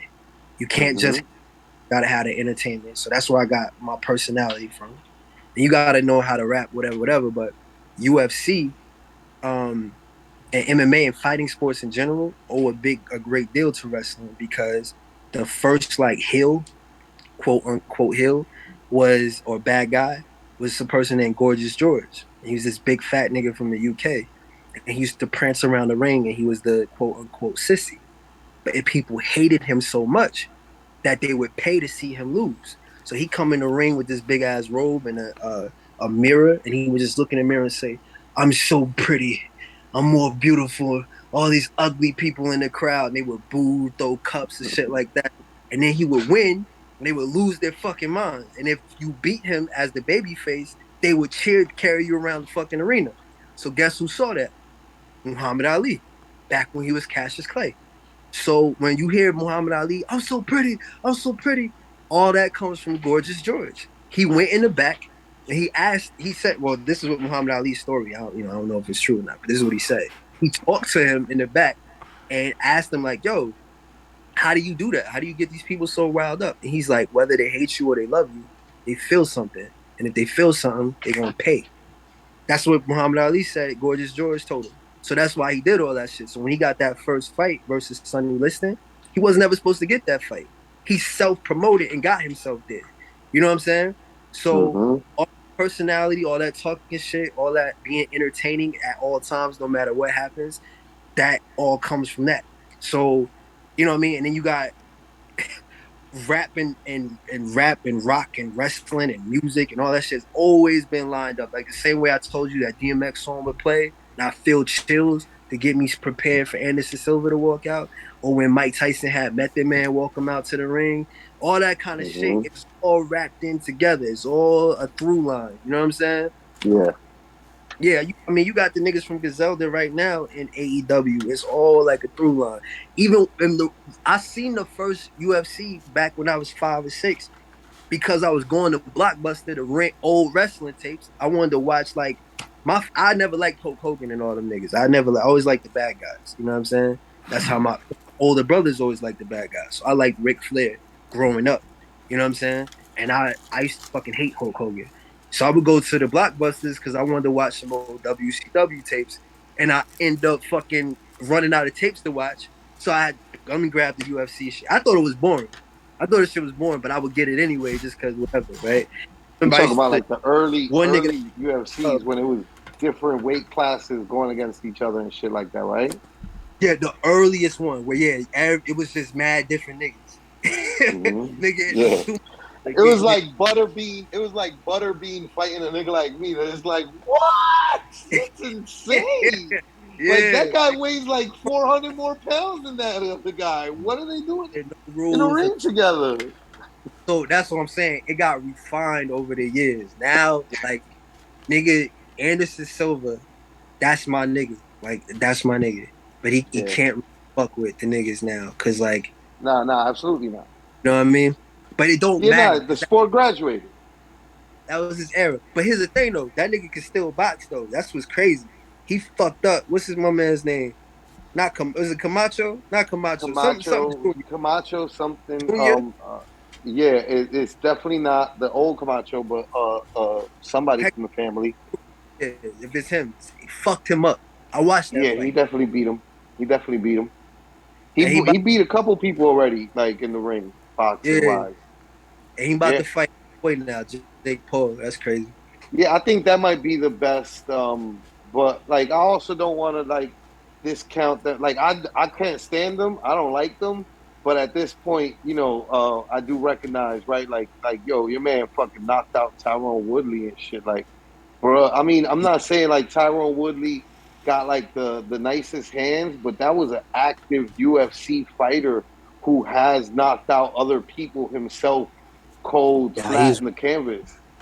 he was extra super washed though. Like he was majorly washed. He was well past His his prime, definitely, well past his definitely. expiration. But I'm not gonna take it from him because it was only his sixth fight. So Yeah, you but know, he, then that's even more of the reason why I'm like being cautious and I don't want to root too hard because I feel like Spider is also past his prime. You know what I'm saying? Like, yeah, that's and I was telling people, I was like, yo, niggas is talking about Jake Paul's getting a challenge, but the only reason why I'm interested in this fight, really, because I didn't even watch that second Tyrone Woodley fight. It's like the only reason why I'm interested in this fight is because I want to see what this Spider can do. I want to see if this nigga like can pull out another impossible win and shit. You know what I yeah, mean? Man, yeah, I almost did my first blog when that nigga beat Chael Sonnen in them last like 2 minutes and came back and put him in that. Man, listen, I was like, nobody's ever going to really realize the greatness of this man. I got to get on YouTube. I never did. But I was like, yo, I got to be the one. I feel yeah. kind of way the same way about Pat Stay. Like, RIP Pat Stay. I hear people R.I.P. talk about him, and I feel like I wasn't like his best friend or nothing, but we fucked with each other. You know what I'm saying? I feel Nah, I like could people tell. getting out there who he was. You know what I'm saying? And it's crazy the way he died because Pat was all about that death of the ego, like getting rid of that machismo. He didn't want Hmm. to be the violent guy. He didn't want to get into useless fights. That's why he used to make all the gay jokes and all that kind of shit. He used to Yeah, try to like downplay all that extra bravado because that's who he was when he was younger. When you right. 6'9", niggas turn to you to fuck niggas up all the time. You know what I'm saying? Yes, absolutely. Well, I mean, the people who are like that, right? Because I'm like I didn't ever have no like I didn't grow up in that environment. I always grew up in an environment that it was like, yo, you better fight, bro. Like Yeah. we're not gonna fight. Like we're not gonna fight for you. We could be 100 deep. You gonna fight, bro. You know what I'm saying? Like, so I didn't grow up in that environment, but I can imagine that he probably had in his environment a lot of people who he had to defend for and who I came to mean, him. yeah, he'll tell you he used to be like crazy with that shit too. Like him and Hollow Hand used to Oh be yeah, extra. I think that I got the gist from their own battle and also from the all around history back then because that was when we were super active. So like I'm aware of their story through their Yeah. own lenses, right? So But yeah, only that much. I spent a significant amount of time with Pat, and I spent a significant amount of time for Hollow because Direct, shout outs to Rap Grid, he he's doing interviews, and everybody fucks with Direct heavy, and Pat, unbeknownst to me, fucked with my battles heavy too. I never realized that. I never realized like I never, you know what I mean? You know how it goes because you I did this know, shit. You never I really know. know who's watching. We're You know what I always mean? surprised. We're always surprised and humbled. Like, what? You're a fan? Yo, word is born. I'm telling you, word is born to Allah. I'm telling you the truth. Every time I've been to Canada maybe 6, 7 times now. Every time I go, I get recognized as Aak. And not from the King of the Dot hosting shit. They remember that one battle I did back in 2012. I don't know how the fuck. Every time, I'm like, yo, how the fuck do y'all remember that shit? But sometimes it just be like, Yeah, it's just like me remembering Party Artie or some shit like that from right, 1,000 years or right. whatever. But, so I spent significant time with them niggas. And to interview them for Rap Grid them interviews didn't come out because when you talking to a nigga that you feel comfortable with and you talking to a real nigga, whatever, you start telling them some things, You and then start later on, saying things that you're like, yo, what the fuck did I say? yeah. So Direct got some footage, and I ain't gonna, you know, what I mean, respect the man's wishes. I ain't gonna say nothing, but I think he's not even with that chick he was with, and I ain't even gonna say who I'm talking about. But he's laid up in a bed with a bitch, and pardon me, he was laid up in a bed with a young lady, and it's just like like talking about his life and the shit that he get into and all that kind of shit. And just had the chick in the bed and everything. Then he had to hit us up and was like, "Yo, don't put that out because I don't want my chick to see that." And I was like, "Oh shit." And I that whole a whole bunch of drama with King of the Dot was going on. There's always mad drama with them niggas all the time. There was some drama going on. So we did a interview with Sharon and Hollow Hand, and they was just telling everything, just going the fuck off about everything. And then fucking or I ain't gonna go into it, but niggas just like cut it off. We couldn't put out the tape and shit. I did an interview with Daylight. I got to know Daylight and his wife. Like we was cool. We was like this Right. for a little. I think I remember. I think I remember the era and the point that you're talking about. Yeah. So you get to know these people on a different level, and now that Pat has passed and shit, I think I want to do, but that's the thing. I always feel like who the fuck cares what I got to say? Like you know I what I'm saying? I understand what you mean, but that's also like that's we all when you have your ego in check, right?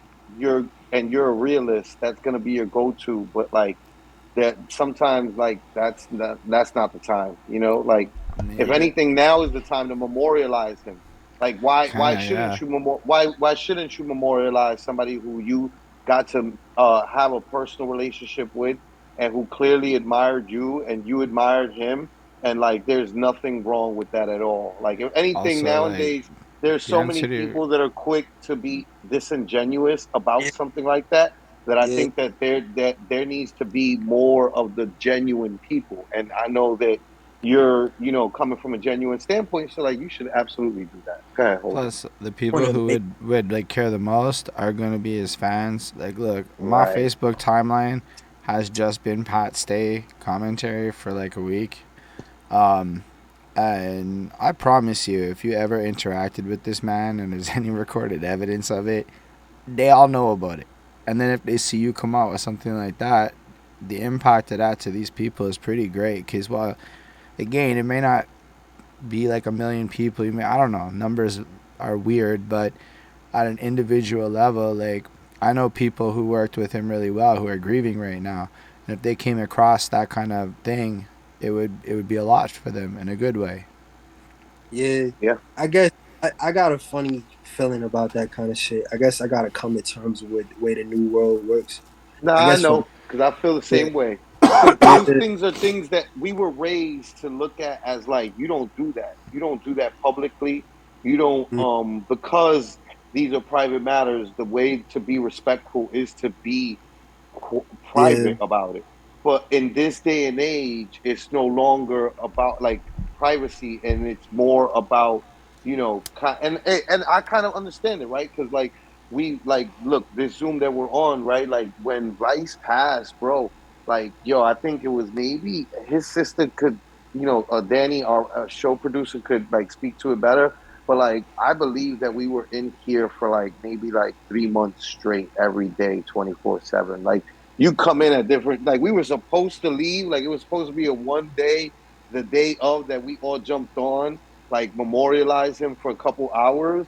And then it just kept going and going and going. And you know what I mean? So it's just one of those things where, like, I think that nowadays we see a benefit to grieving with others who we're not next to, and that's what we use the internet for, and that's why it's not a disrespectful thing, and if anything, it really is just you paying your respects to that person, It's you know? also like kind of like tied into what you were saying about the bars earlier, when you can feel when it's real and you can feel the energy when it's actually something. So if you're not being disingenuous, if you're not trying to capitalize, etc., and you're just pouring your heart out, people are gonna feel that Yep.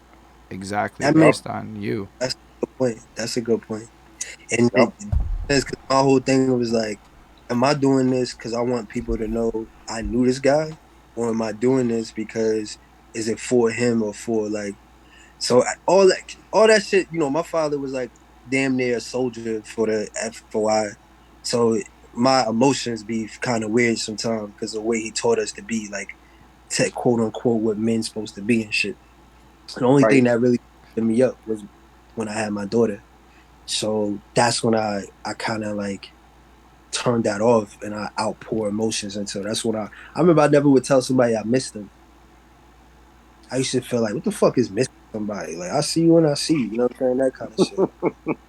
That's how I Yeah, used you to. know what? I used to. There was a lot of those, right? Like there was a lot of things were that we grew up in our era. Like that it was homophobia was fine.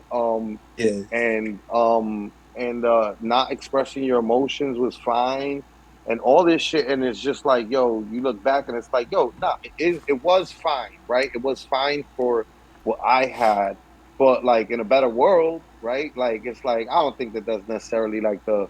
I think that there's not a need for an abolishment of that energy, right? But I do think that there's like a in between, a meet in the middle type yeah. of shit. Like make America great again. Like, cause 1950s was great for you. You know what I mean? Like you Yeah, loved it. exactly, But exactly. cool. So it's the same thing. Like with homosexuals, is like growing up, it was fine for us to say whatever we wanted to say and crack whatever joke we wanted to crack because it didn't affect us, but it affected them some different way. So now that shit ain't okay because now you gotta like you know consider other people. And I remember homophobic, yo. Like I was on some like extra super homophobic. And I remember I walked in. My brother was working at a restaurant. My oldest brother to my mother. Shout outs to Ibn. And I was walking in, and this gay guy walked up to him and was like, "Hey, Murad." And he's like, "Oh, what's up, such and such?" And he kept walking. And I remember I took him to the side. I was like, "Yo, how the fuck you letting this guy?" And he said, "Hey, he's a person too." Just that quick. Just that. Just my brother, who I loved and respected so much, checking me. Right. God thinking, like, wait a minute. You know what I'm saying? Then I Yeah. remember there was this whole thing around that time, 2004, 2003, talking about if gay people can adopt kids. And I was like, well, I'm against it, this, that, and the third. And my mother was like, hold up, man. So you rather them go to a broken home where they beating on them and raping kids and doing all kinds of shit, where they could go to a Yeah. home who You're like, man, no, I don't want that. yeah, make you think. So like, and I was like, oh shit, I always been that kind of person. I'm the kind of person that information, like to me, is the key to the world. I always acquire knowledge. Like the way you appreciate the Mm. world by learning about it. The way you appreciate the universe is by learning. The way you appreciate your life is by learning more. The more knowledge you can gain. So if I have a strongly held belief and you give me some information I ain't considered before, I'm gonna change my mind just like that. I'm gonna That's consider the That's, information because makes that's the sense, and way it it is. should be. Of that's the way course, it should be, but it's also because that's what you're open to the truth, right? And changing your perspective. I literally just finished telling somebody where I was just like, um, I'm a hypocrite because we all life turns you into a hypocrite, or else I'm not. I'm being stagnant, and I'm not changing, and I'm not yeah, changing anything, and no perspective ever changes. And if no perspective ever changes, then I'm not growing as a human being. So it's like, exactly. yeah, I grow as a human being, and some of my ideas change, and therefore, like, I am essentially a hypocrite. But that's like a good thing. I'd rather be hypocritical to my old self and like who I used to think as and think like than Yeah, to just be the guy that's the same guy from back in the days to now and nothing has changed. It's like, man, you did not grow in life at all, and that's not what life is about.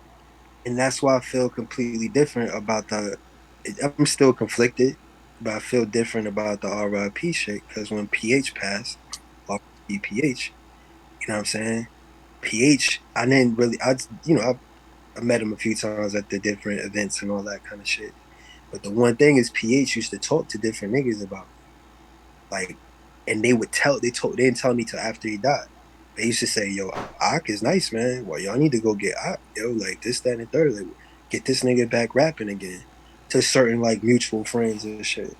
And Direct would tell me, or PH would talk to him about me all the time. Yeah. So, And by the way, that's high praise. Like, I could tell you personally speaking, like as somebody who was his friend, right?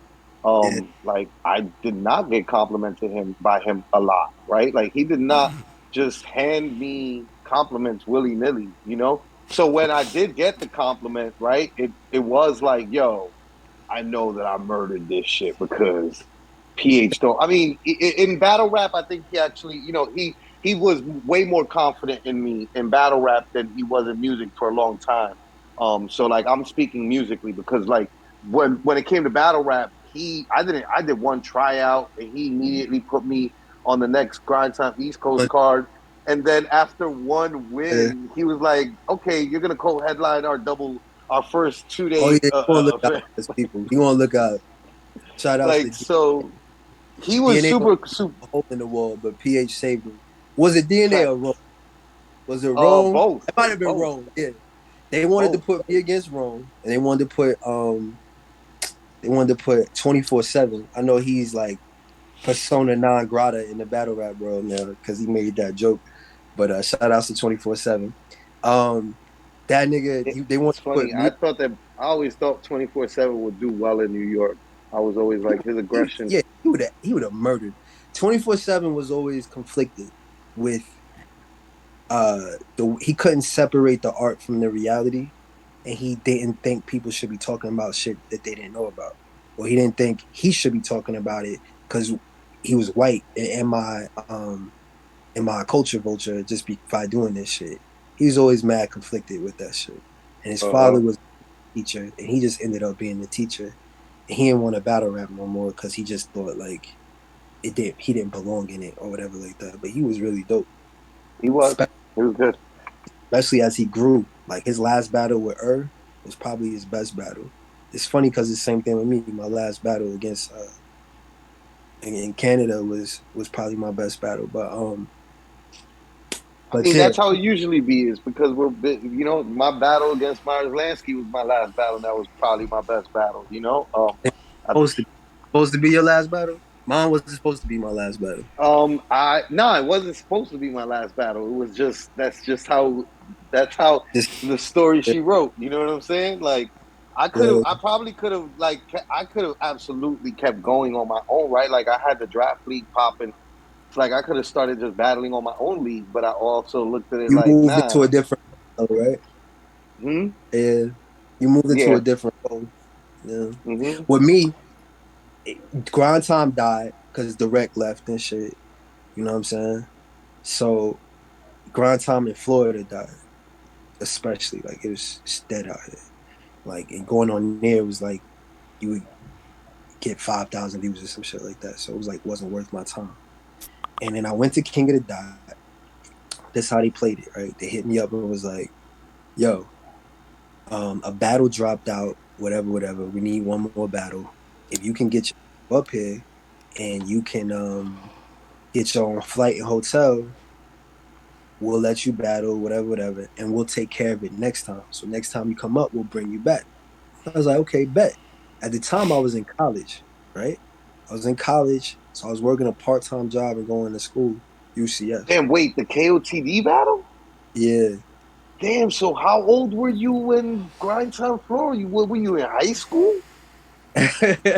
Nah, I went for, okay, that's a Oh, whole you nother went story. back to school. My fault. So I've I'm been in thinking school like, since from 2005 to 2012, I was in school. So first I copy. went for radiological sciences. So I was in a program that's called limited access. So you gotta like earn your way into it like a fucking job interview. And then they got rid of the program when we got a football team, and I couldn't pick a new fucking thing because I didn't really even want to be in school. School is just real easy to me. Like like like to me, school was like almost like fucking the same way you read a book or some shit. Like I'm gonna do this for my pastime. That's what school was for me. And they had something out here called Bright Futures. And my mother was like, "Yo, you better go to college because I can't take care of you. We ain't got no money for you, so you better go to college." So Right. UCF kept me, turned me into a man and shit.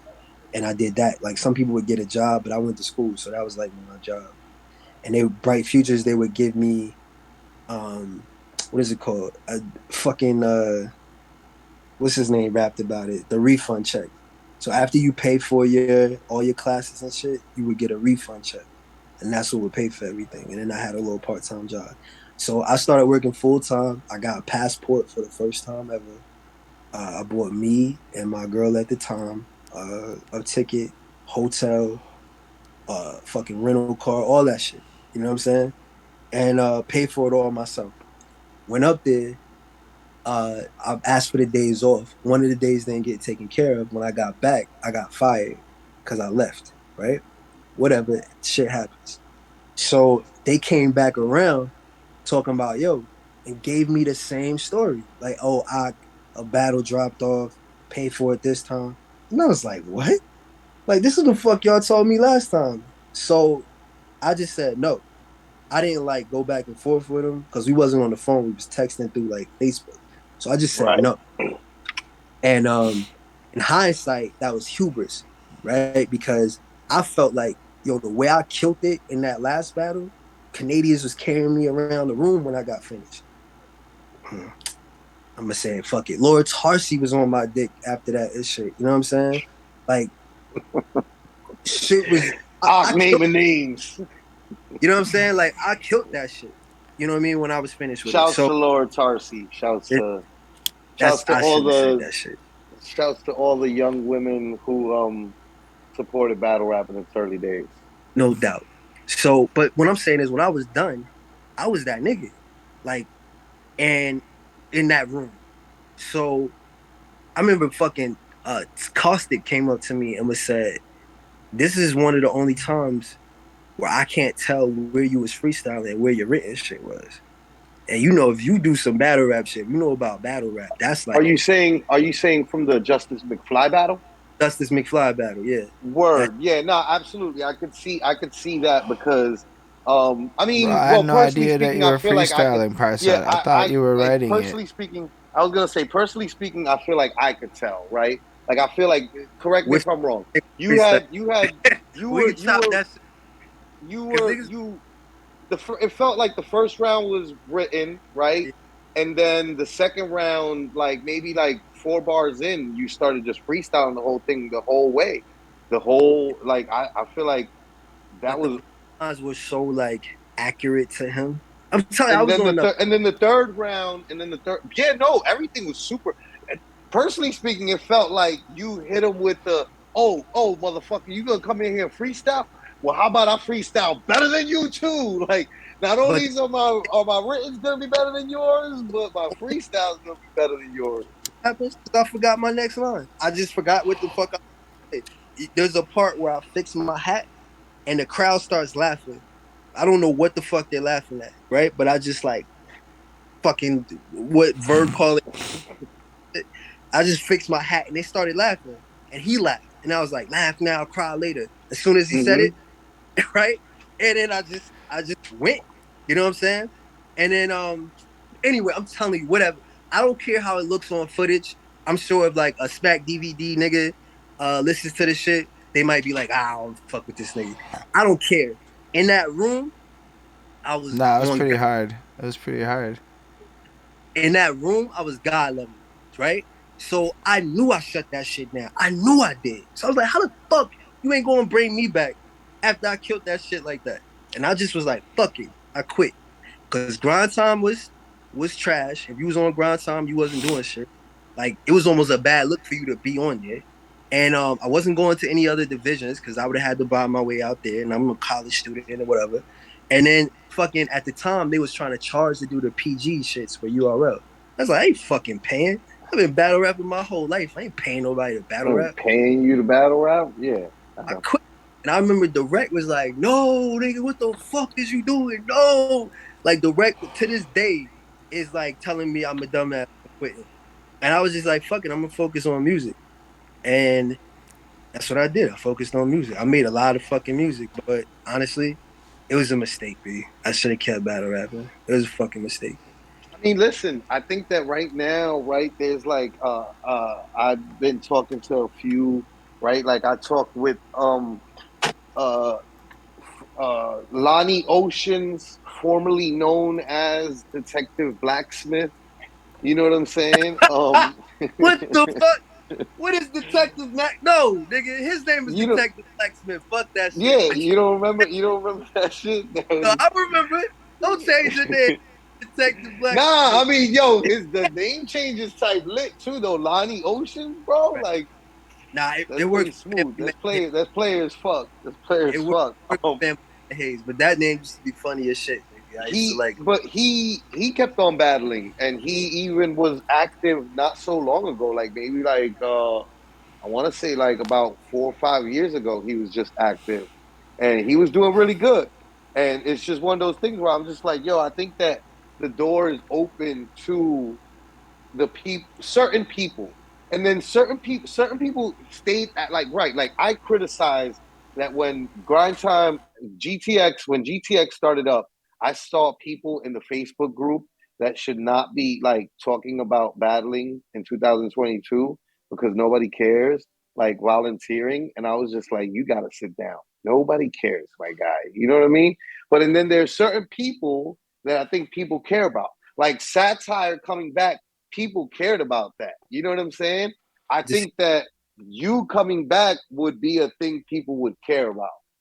yeah, satire coming back is crazy because by the time he left, I thought he was better than Dumbfounded. And I was like, yo, he's right there. But he just kept getting robbed. So I think that shit bothered him. It reminds me of No Can Do when he went against Dirtbag Dan and clearly won and got robbed. I think that like fucked him up. So he didn't that's why he only did a few more battles.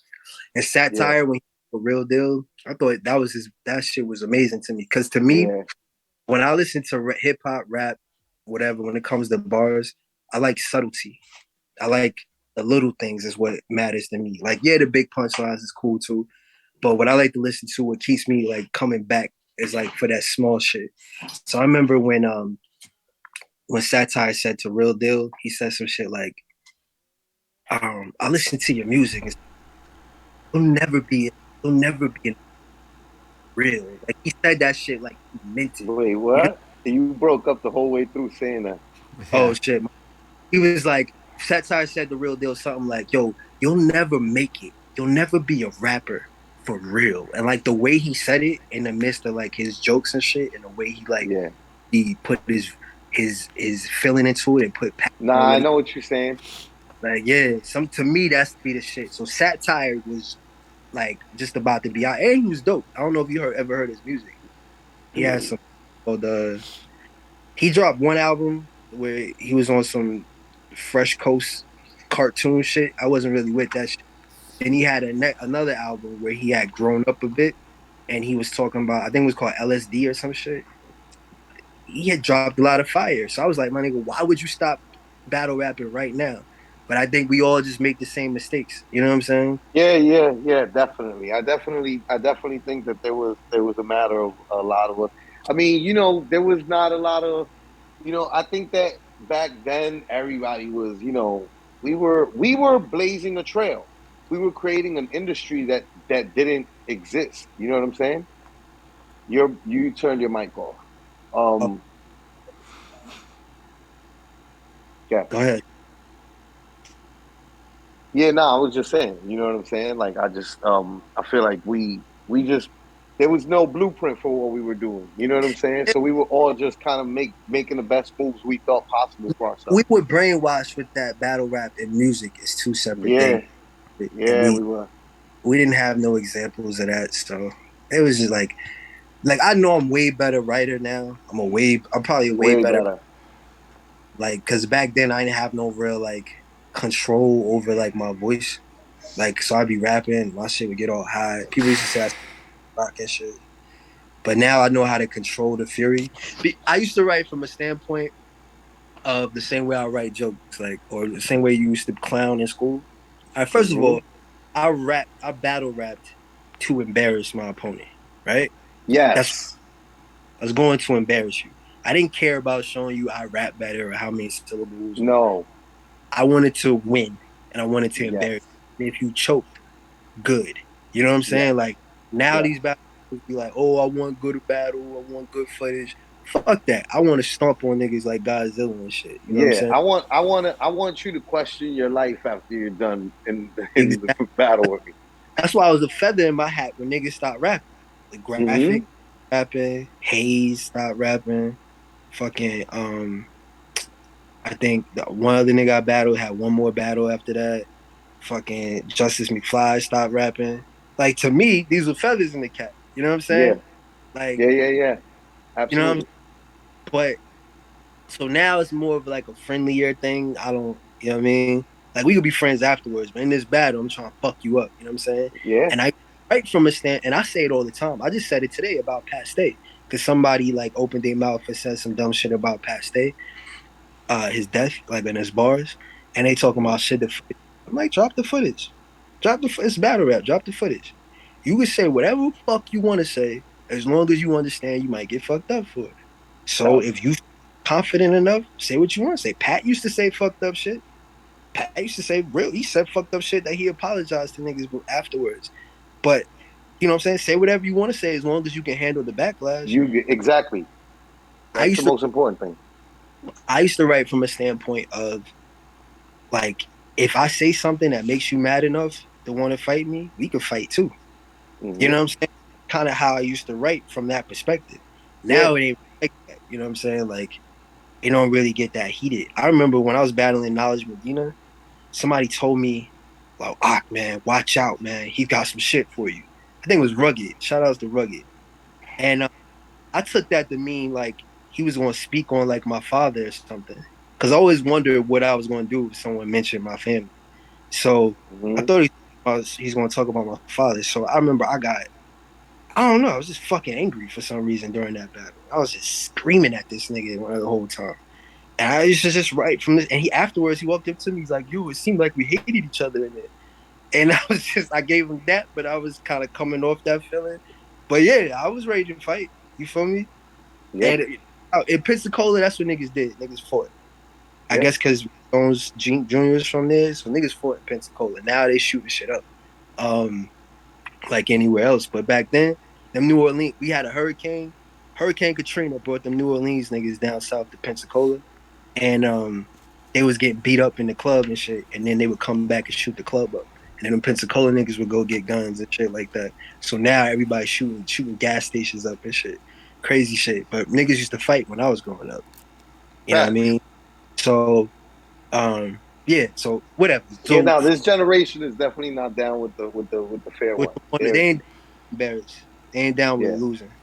You know what I'm saying? Yeah. But whatever. I was literally just telling Penn of like because I was talking about that and about how fortunate we are to not have right to have done so much dirt and to not have like vendettas out there, you know what I'm saying, that we know of. And and just like the fact that like back then, like we did a lot of fighting. So yo, guess Yeah. what? Odds are you'll do some losing too. Like I lost some fights too, bro. It's Yeah. okay. Like Nice. that's what fighting was about. It was like, yo, you win some, you lose some. Win some, you lose some. Spar all the time. The thing is, I stay Mm-hmm. sharp though. I'm trying to, you know what I mean? I'm on a good streak right Trying to take somebody's now. head off every time. I'm on a good streak Every right now. I'm trying to soon as stay with there's the a fuck. contest, you're trying to take somebody's head off. Yeah, and the thing is, makes you fearless too, because like I was saying, I don't fear the But see, this is the thing though. I give the respect that I want. So I don't talk about nobody. I don't talk about no family unless you bring it up first. If you bring it up first, then okay, that's good money. But I'm not going on your fucking back then MySpace. I ain't going on your MySpace page clicking pictures and shit. I wasn't doing all that shit. Um, I did a little bit of that, but I didn't really do too much of that either. I think that it was I just but against that shit me. Mike Phenom. I had Twitter was new, and Mike Phenom's shorty, like his baby mom's, was like, you know, like he was already having like he was like Joe Button. You know what I'm saying? Like he was making moves online, and I'm like, who moves like that? What like that's Okay. not how we move. That's not how you're supposed to move. You know what I'm Oh saying? yeah. But I mean, I had yeah, one line, dude. I was battling. Who the fuck was his name? Cerebral. His father was a Vietnam War vet, and I told him he had seen no action, and he was, your father was half a man like Lieutenant Dan. I said that shit like shit. in fucking '09 or 2010. But like, Yeah, no, I um, just gave him a your girl takes pictures all the way up here to hide everything she has going on down here, and like uh, I rubbed Sarah Connor's belly and shit. Um, uh, um, see, that's not that mhm, bad.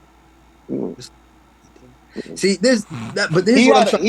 He had a way better one to me. To this day, I say that Mike Phenom had the best. He said that I looked like Swizz Beats with split teeth, and I was just bodied. Like I was like, son, Nigga damn, told son.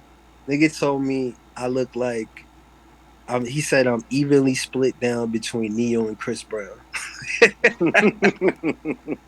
I was like, oh shit. Niggas try to hit me with the Muslim jokes. Them shits never worked because I was expecting them, so I would just Yeah, flip them shits over. But you never know the line. You never know you cross the line until a nigga draws it behind you.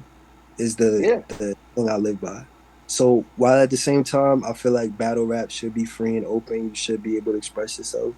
I feel like you should be able to back up your words. You feel me? you Because sure. hip hop, rap music in general, it comes with a sense of to bring it full circle. It does come with a sense of reality to it. So don't just jump out the window and say some shit that you don't really mean at all. You know what I'm saying? Hmm. Your words have power to them, so you should be careful with them. So if you want to get on a song and you want to talk about niggas' dead relatives and shit, expect niggas to react to you. You know what I'm saying? If Yeah, you was don't say no shit to me in a battle that you wouldn't say to me in just a general conversation if you was roasting. You feel me? Don't go too yeah. far. Hmm.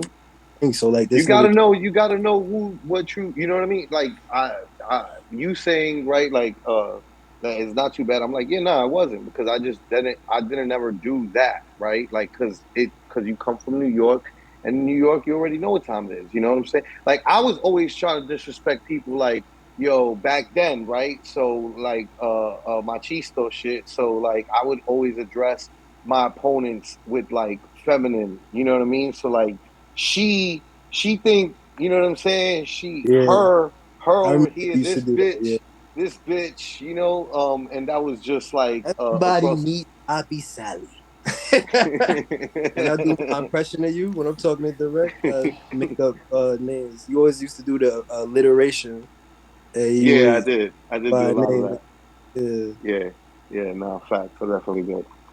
But all right, so Holden's dying because he's like, yo, then we this is the most unorthodox of Nah, My like bad. battles. That's no, that's it's not even the first time when he goes down like the battle rap tangent. It's like being at one of them conversations where nothing's boring. But like I have now learned as an adult that when you have nothing to contribute to a conversation, sometimes it's best to just wait. And then it just goes and I'm like, well, it's like I would watch this on YouTube. That's why we do this. So I'm just like, we in the passive mode for a minute that here. perspective is needed too. I always hated rappers who rapped in front of other rappers. I always thought that shit was stupid. Like you're Super. trying to gain a fan base. Like I'm not trying, Oh, but oh my crazy gosh, though. that's the entire scene, bro. Yeah, that's the entire scene, right? But you know what's crazy? And it's duality to everything. What's it called? When you comfortable with holding two ideas at the same time in your I head, mean that is cognitive duality, That's dissonance, a duality. cognitive dissonance, right? right? So, Ah, Also, hmm but so like I want fans to hear me, but at the same time, the thing that's kind of kept me out of battle rap was like, dude, and I ain't gonna mention the names and shit, but like people I never would have thought of, like Pat, for example, coming up to me telling me my battles meant something to them, and I'm like, really? Like you hmm earlier, you said Florida legend, and I don't know if you heard me, but I had like some disagreement with. It. I don't know about that because I don't feel like I had enough battles on camera to fucking call myself a legend. But why does other the people on say camera matter? that's not the way it works. That I only matters to in me, like like to me, what? Yeah, nah, these are the things that you hold dear, right? Like, listen, I love fucking J Electronica, and when people are like, "Yo, your man didn't have no music up until like a couple years ago," I'm like, "Yeah, I don't care." Like, you know what I mean? He's still one of the greats to me. Like the little bit that he has, and the little time frame that he did what he did Yeah, enough to surpass a lot of people in my book, you know? And I I, think that's the way that it works for a lot of people. I give him that. But it's for me, it's just hard to hear it because I guess I'm so critical of myself in battle rap in general. I wouldn't put my name on the list, but like people's always saying that. And I'm always like, why though? Like, what did I do that made you say all that? But You were then good. watching Pat Stay's old battle appreciate. Still watching Pat Stay's old battles and shit. I never seen him versus DNA. I don't know how that battle slipped by. You know, I'm not as in tune with every single battle like I was back in the day. It's just too fucking many. You know what I'm It's saying? too much. So I didn't see that battle. And the first thing he says to DNA is, I don't want to hear about no Canada shit. Straight up. Nigga, I will. He didn't say nigga, that's me. Right, when I right. when I can't think of the next line, you hear me go, nigga, nigga. But he's like, I'll slam your shit, fucking put my hands on my hips and river dance on your shit. That's what he said, right? Yeah, That's my yeah. shit. That's my Yeah, shit. yeah. And I used to tell me how I inspired him and how he loved all my shit.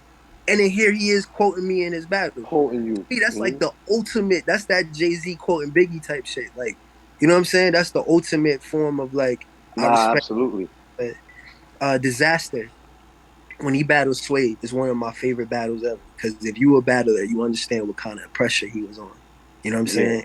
Everybody in the room trying to fuck him up. Nobody likes this nigga. Dizaster was the antithesis He of a was New he was a heel. He came in as a New York a heel.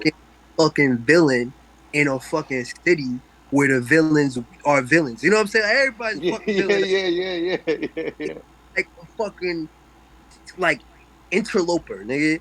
That shit yeah. was and the way he performed, this nigga turned and dissed the crowd. Like every MC rule in the handbook, this nigga did. Controlled the Bro, crowd. yeah, yeah, yeah. Say he freestyle, told him to shut the I fuck was up. there. Nigga, Yeah. shut fuck it. Just like Sarah Connor said in the video, pandemonium. Pandemonium. One Yeah. of my battles ever, right? It And he was did it it. was definitely let me tell you something. It was an amazing like night and in person that to see that was just like whoa, Gotta like tell people, wow. you don't like this, that's cool, I can understand it. But I know you never seen him in person. Because when you see Yeah, him in it's different. It's just different. Like yeah. when he battled No Can Do, the room was like the room was just fucking different. You know what I mean? When Iron Hmm. Solomon battled Ness's own people knew Iron Solomon won in the room. But on the video, everybody got opinions. But when you in the room, it just feels different. But anyway, Hmm. in that battle with Dizaster versus Suede, and he going against a nigga who could probably fuck him up one on one, and who got a Hmm. whole team of niggas surrounding him who could fuck him up. Surrounding the whole energy and vibe in there was super like fuck disaster.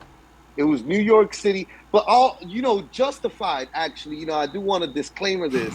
Like super justified.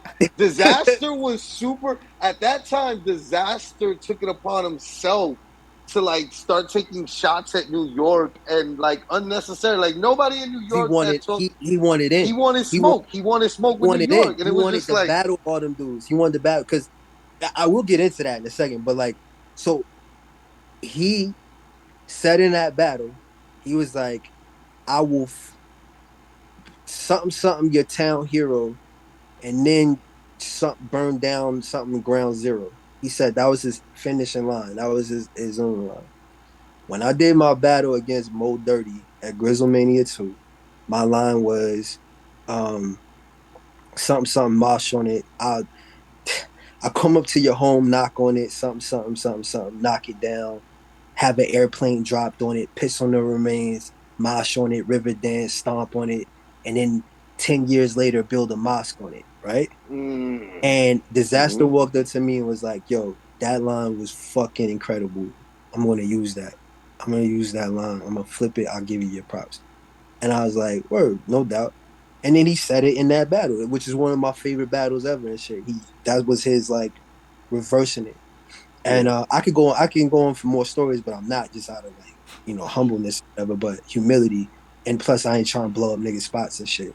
But like, I've noticed some of my peers, like the people I respect the most, like people who I think is top 10. And I told you, I don't even consider myself a legend, but niggas who I think are legends are quoting my shit. So then I'm listening. I went back and looked at my when Pat Stay died, I went back and looked at our conversation on Facebook, and he sent a video to me, basically like, "Yo, drop your number. You're one of the people I fuck with. You're inspirational. I want to stay in touch with you and all this other kind of shit." Now, I remember I liked the message. I sent him my number. I was like, "Yeah, man, just get at me." And now I regret not showing him the love back and not telling him like, "Yo, Pat, for you to say that is fucking incredible to me because I find you to be one of the best ever." I Right. literally thought that. To me, Pat, Math Hoffa, and a Dizaster, I had him in there, and a few other people at the time. But those consisted of my top five, top 10. You know what I'm saying? So I Yeah. didn't get a chance to tell him, probably because of that same like ego, whatever, whatever, Yo, it or sounds even like like it's that imposter syndrome shit where you don't that Yeah. really too. validate Yeah. yourself to Yeah. like Yeah. being in That the too. same shit, but everybody else see you that way. I don't see it as imposter syndrome because pardon me, I Because thought you that was for feel. bitches. But when I think about it backwards, when I think about it back, maybe that is it, yo. Maybe that is it. And not so much. I just think I'm looking at it realistically. Like I'm just looking at it from, because I'm in battle rap, I'm behind it. I'm the right hand to the nigga who controls everything, who moves everything. Direct is like the invisible hand in battle rap. Like Mhm. some of your favorite, like the his Yeah. stories and Yeah. shit. Nah. Come on. Come on. I already know. Oh, well, no. No, Come on. he Come was on. on the Tell the show. people. Tell the people. Right. Yeah. Yeah. Because So I know, but the people don't know. Right. So. direct direct saw Pat Stay in the Elements League. Direct loved battle rap for so much, but the WRCs went under. There was no more Smack DVD. There was like a hole in battle rap, and there was barely anything going up on YouTube. So he saw the Elements League, and he found their website and was like, "Yo, this is how I feel." He ranked them. He was like, "Yo, this is who I feel is the best," and whatever like that. And then they told him to reach out to Hollow Hand. And he got Hollow Hand started in King of the Dot. He got Pat Stay started in King of the Dot. He brought Hollow back to battle rap. People don't know this. Like you'll have somebody like Jay's Juice, shout outs to him, but he ran the event. But Direct called Hollow Hollow them. phone, Hollow done. called the Don, and literally talked to this nigga about the battle. It was like, "Yo, this is what we're doing. You need to do this." He reached out to, I can't even name. You gotta bring him on, let him tell you the shit. But like a lot of the shit that goes on behind the scene, even more than just the obvious, he did grind time. So Direct was sleeping on my couch at the time. I was like the nigga. I was his consigliere and shit. What's that shit from? Analyze that. Consigliere. I was the Yeah. Yeah. consigliere.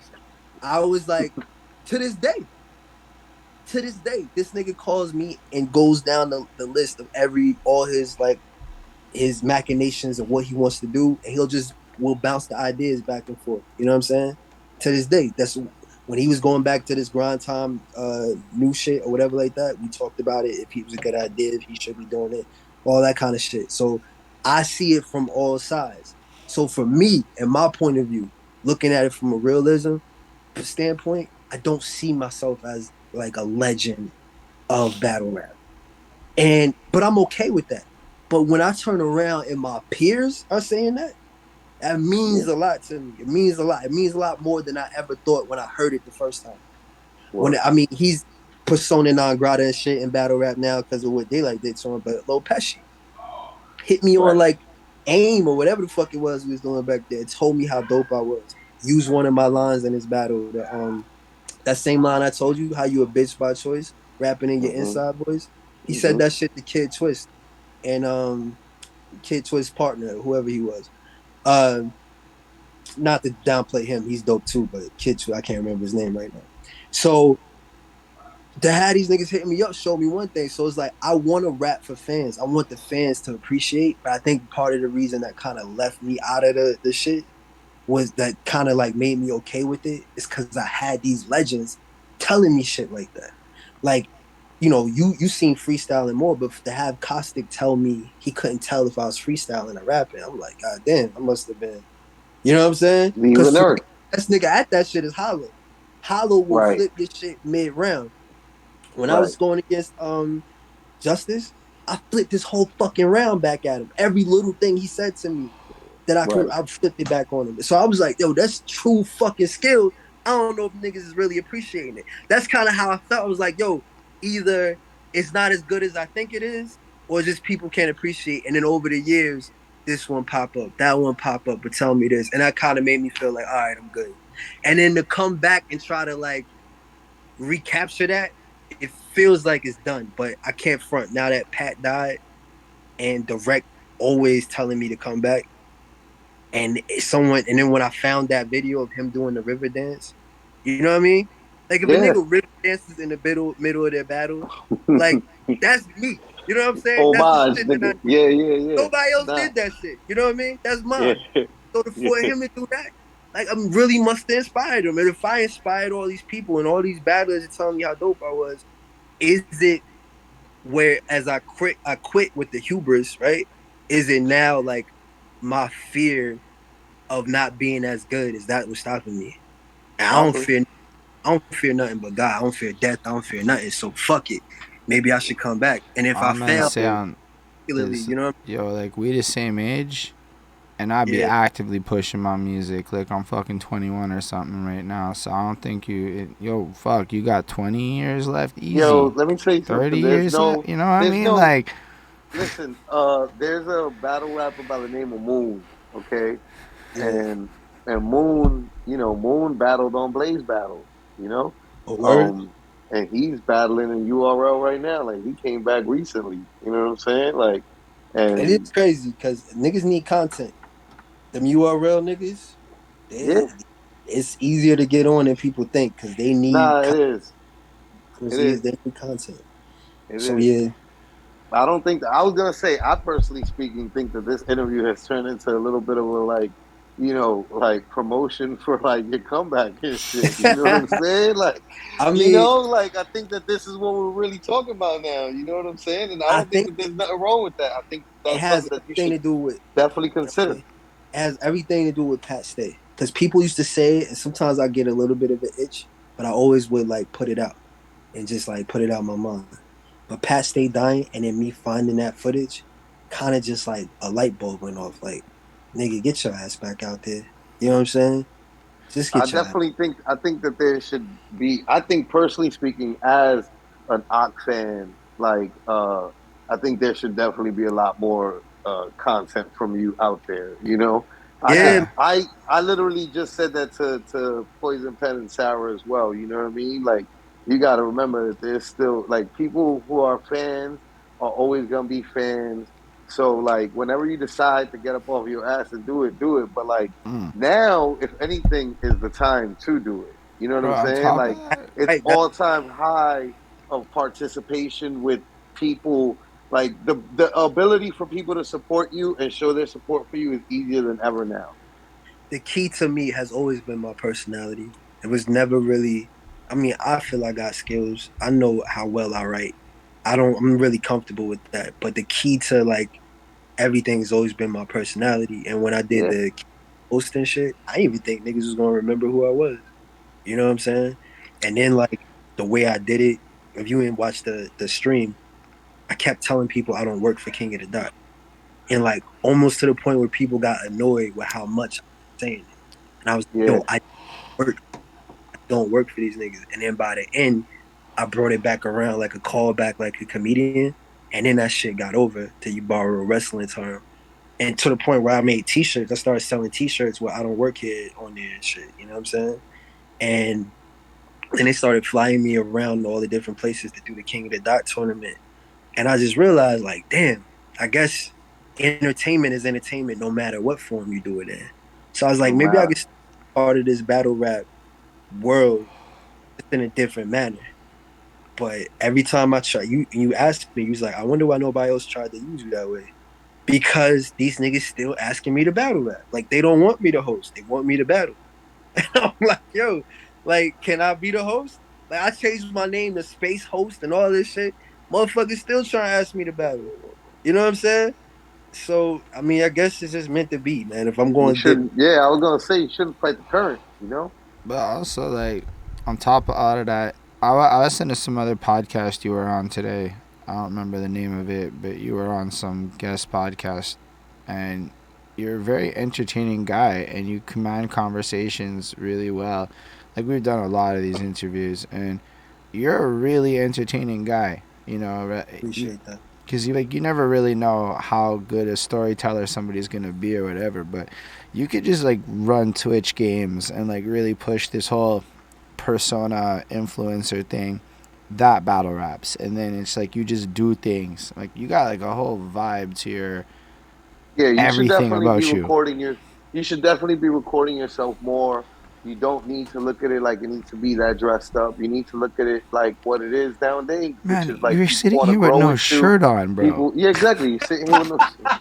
Like in the car too. It wasn't like you got in Yeah, the nah, car, nah. popped in, no Like shirt. he's clearly existing on Earth, shirtless and shit. You know what I'm saying? Because he was from the car, and he was planning on being out and about shirtless No in the shirt. world. You know what I'm Yeah. saying? And then whoever he was with was like, "Nah, all good. Let's just chill." And he was like, "All right, say no more." And then came into the crib still shirtless, but it makes more sense at home. You know what I mean? But he was about to go into the world shirtless. You know what I'm saying? Like, Absolutely. so no, definitely, I agree. Listen, I was just saying that to Penn, and it's just one of those things where it's just like I think that there's a lot more advantage that you could be taking over the people who do fuck with you, and there's a lot of people who do fuck with you. You know what I mean? And Word. it don't have to just be one thing. You could pop in, battle. You could fucking I sit hosted back. weddings, Flacco. Please, You know what I'm I'm like saying? this shit, nigga. I This is what hosted I'm niggas saying. weddings. This is what I'm saying. You could promote the wedding business in your next battle, right? And then fucking stop battling for like 6 months, 2 years. You know what I mean? Like this is we live in a gig economy nowadays, all of us. You know what I'm saying? Like the North American government is like trying to definitely push that, and like because it benefits them, right? But like we all work in a gig economy, and in a gig economy, like you can set your own schedule to things. So like I You know think what we happened? That's what it's funny. That's when everything popped off. I was doing the comedy. I was doing the hosting. I was doing all that shit. I changed my name to Space Host on, quarantine, yeah. so I had to get it. You know what I mean? But then what happened was is I got this like real grown up ass job. You know what I mean? And that shit all All slowed good. down. And then I started telling niggas like, yo, my price for shit, you know what I mean, kind of moved to a different level, especially when I had proved what I was doing. Niggas don't want to pay that shit. So just like before, I was like, fuck it, you know what I mean? But I definitely don't need someone to pay me. I definitely could go get the shit myself. Yeah. You feel me? Definitely pay myself. Especially when you're looking at it as a move that like it's not a move that you're gonna go into lightly. So the same way that you were planning out and making your moves and you were like at peak performance with justice, right? Like it's not like it might be right that it feels just like riding a bike, and you know Yeah, what I'm saying? Like shit is all good as soon as it hits the ground, but it might be like a building. But like either way, right? Like I think that it's one of those things where like you're gonna go in so well planned that it's gonna be beneficial in it's a some way, motivation thing. and you're going to be able to benefit from it. It's a Yeah. motivation thing. So like fucking T Pain was watching the Canadian it's the fucking King of the Dot shit.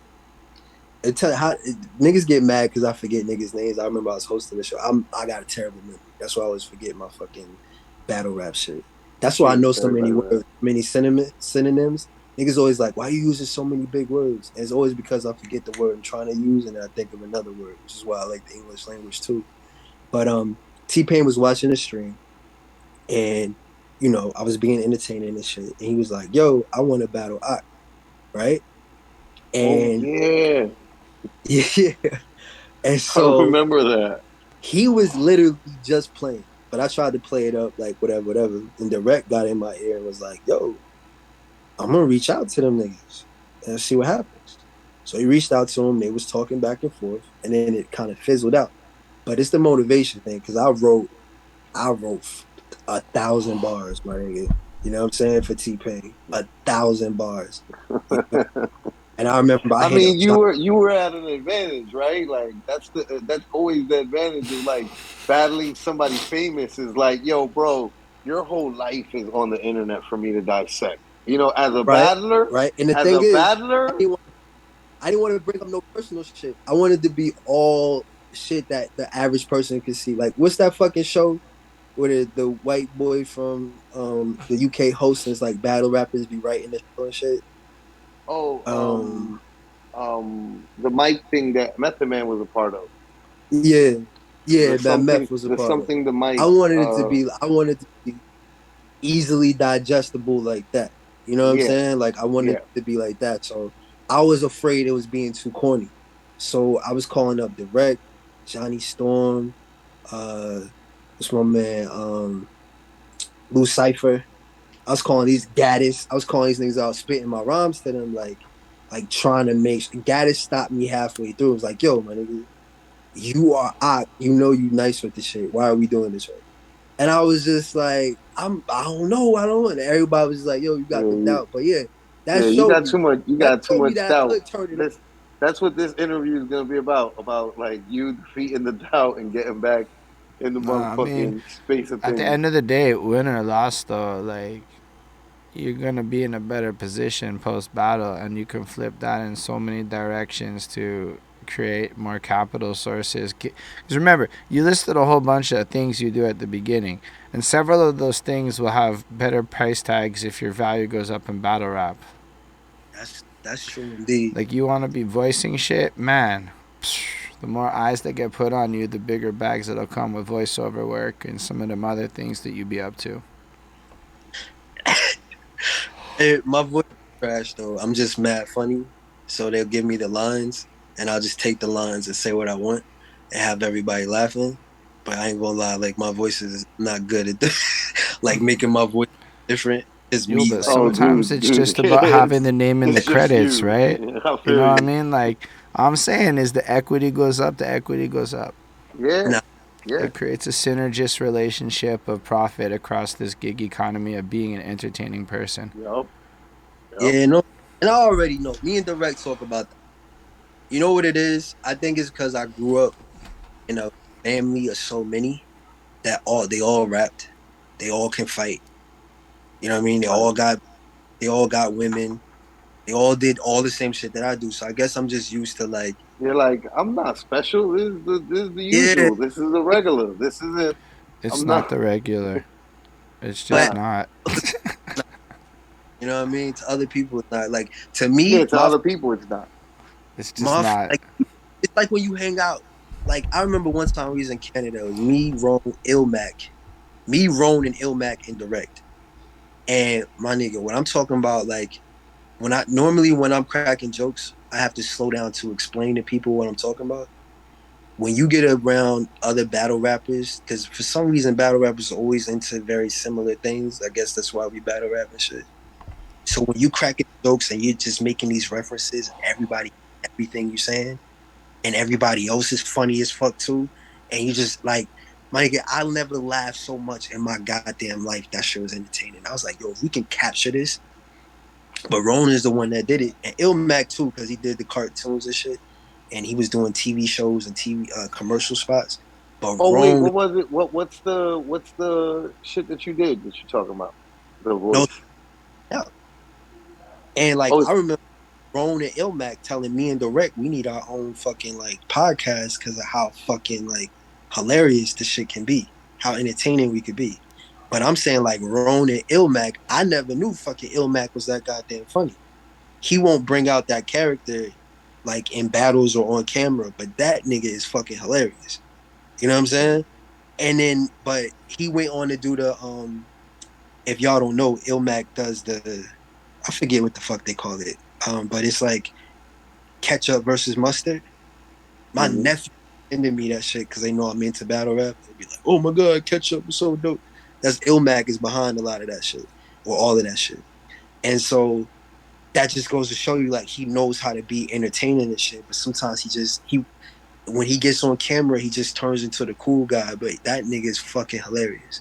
And then Roan is one of the people that actually commoditize or his actual personality. So now he hosts the shows and all that kind of shit. But it goes to show you all that shit is out there. I think battle rappers, most of them, are some of the most diverse people to be able to transfer. Like you got Parable, they used to be in the WRCs and shit. That nigga's like a fucking host of a hockey league.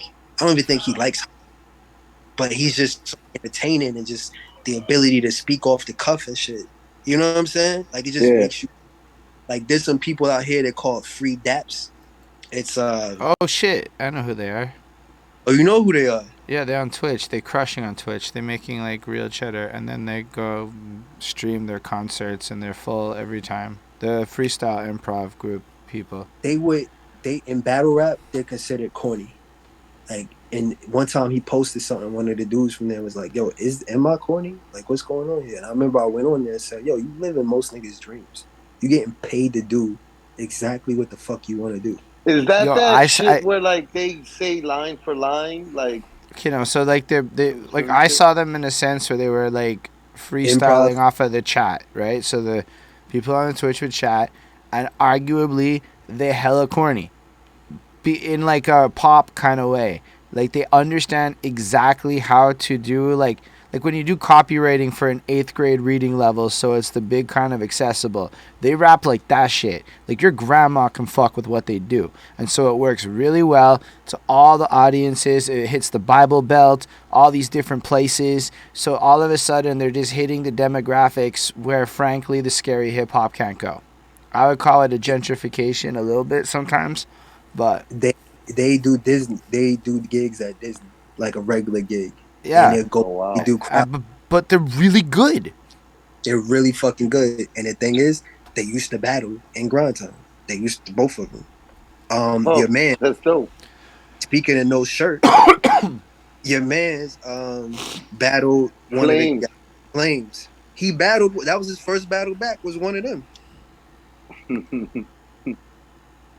That's why I got no shirt on now because I beat Flames in the battle too.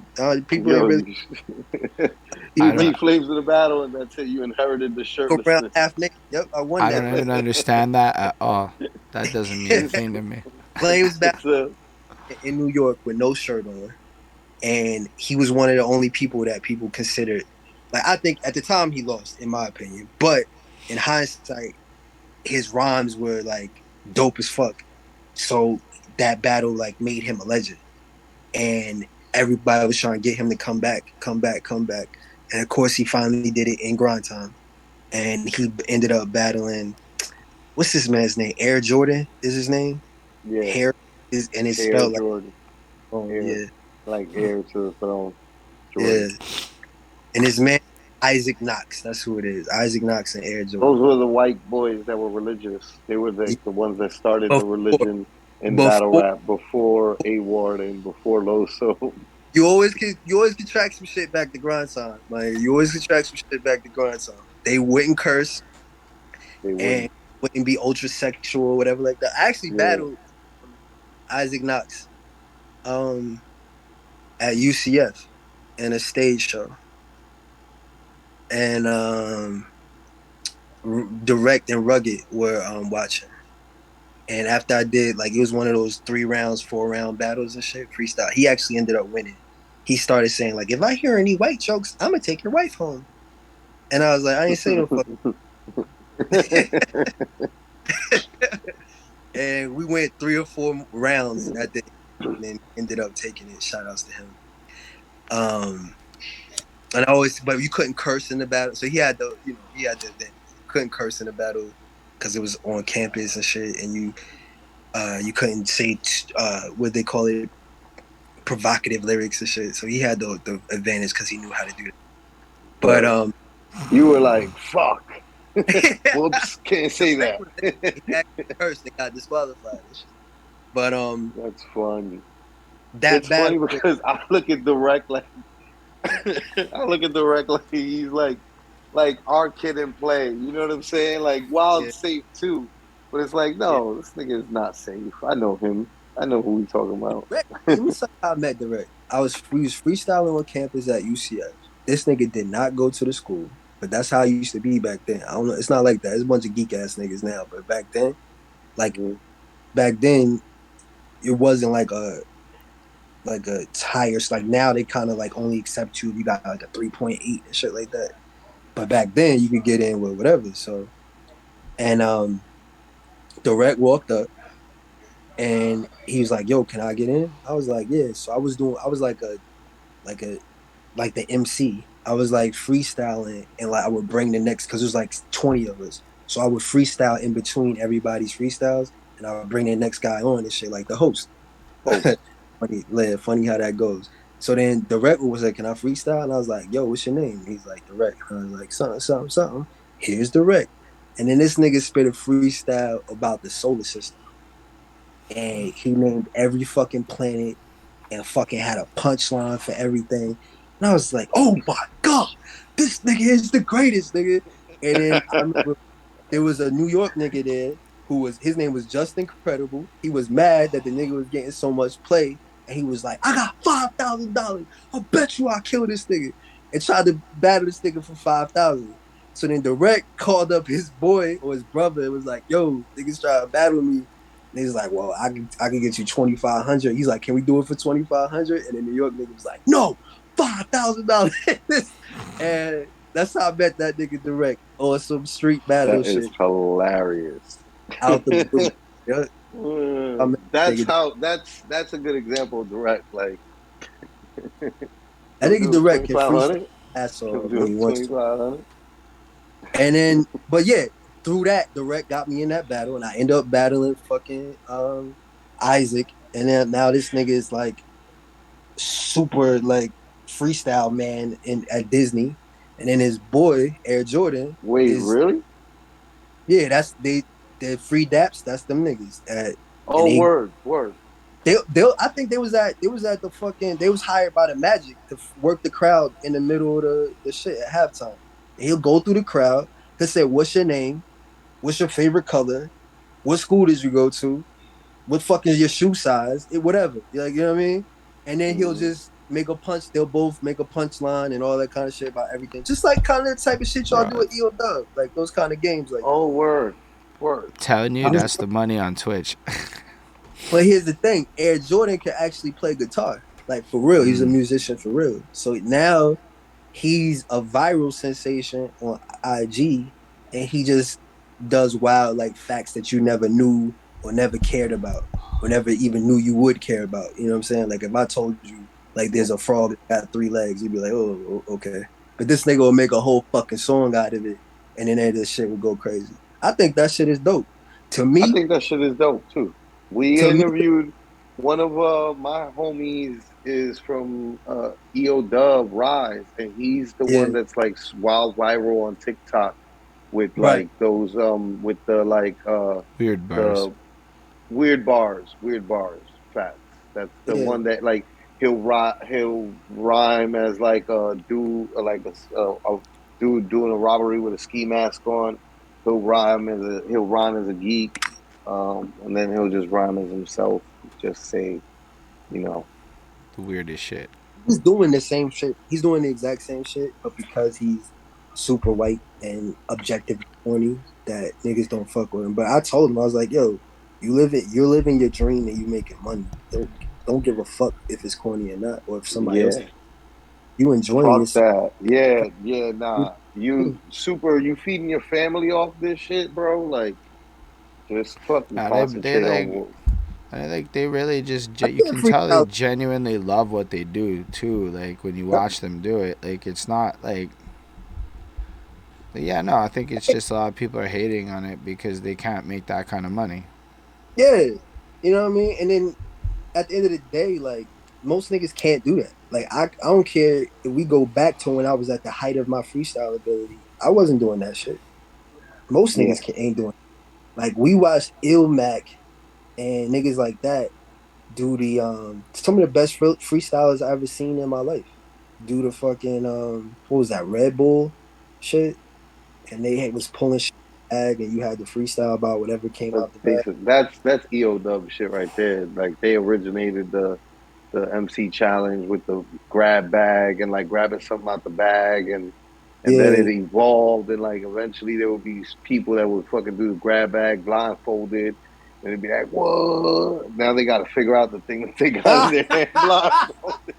Yeah, that's crazy. See, like that kind of shit. I was never that. I am really good at freestyling in a battle because I have an object that I'm talking about. So Right, if I'm battling you, it's almost like I'm roasting you, but I'm just making right. it rhyme. That's all I'm doing. Absolutely. But That's if how I you, used to look at it. but if you just put on a beat, like I can get there, but I have to like work myself into that shit. So niggas that could just put on the beat and go, I always respected that. Or what about the ones at school, the nigga that can make the beat and rap at the same time? Oh, you was Right, the nigga. right. You was that nigga. You could make the beat and rap simultaneously, nigga. Oh, Yeah. Those are the producer rappers, technically speaking. yup. Them niggas should have been something.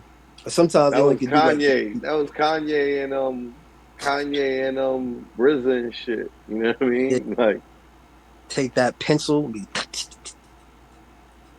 then the beat everybody used to be that dum dum dum dum dum dum dum that fucking Aaliyah shit. And then in high school, high school yeah, for me, everybody used every time you beat hit the every time somebody's freestyling in high school, you hit a grinding beat. You know what I the mean? That's grinder. like, Yeah, nah, the grinding beat for sure.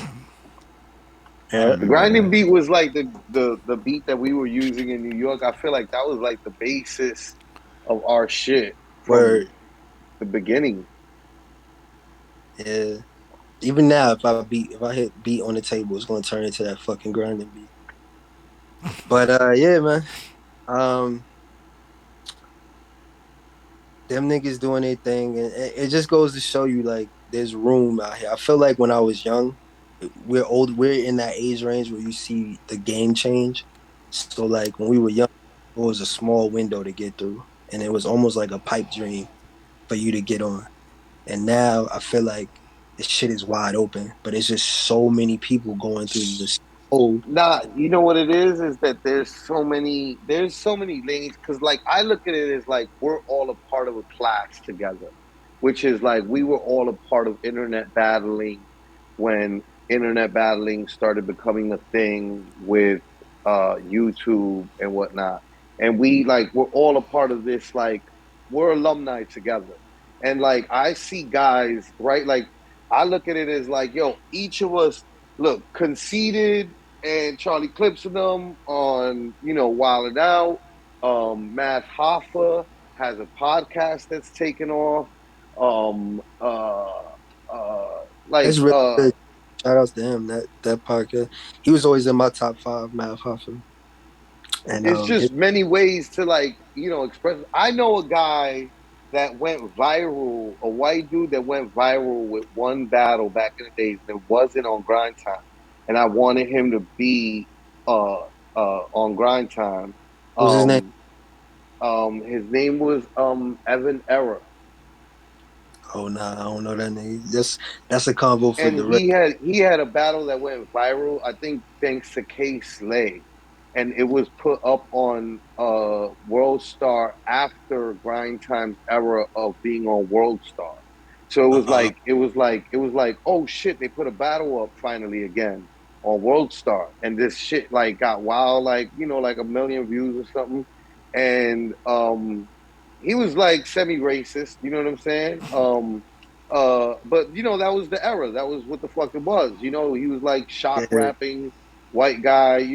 But like I followed him on YouTube and like I stayed following him and now he's like a magician on YouTube, getting millions of views on his videos. You know what I Yo, mean?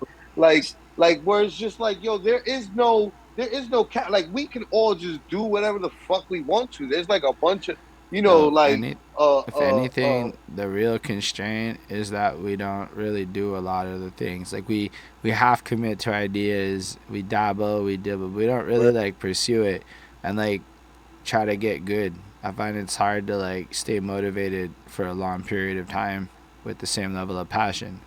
But And if you can get past that, it's over. yeah, You can have the entire world again.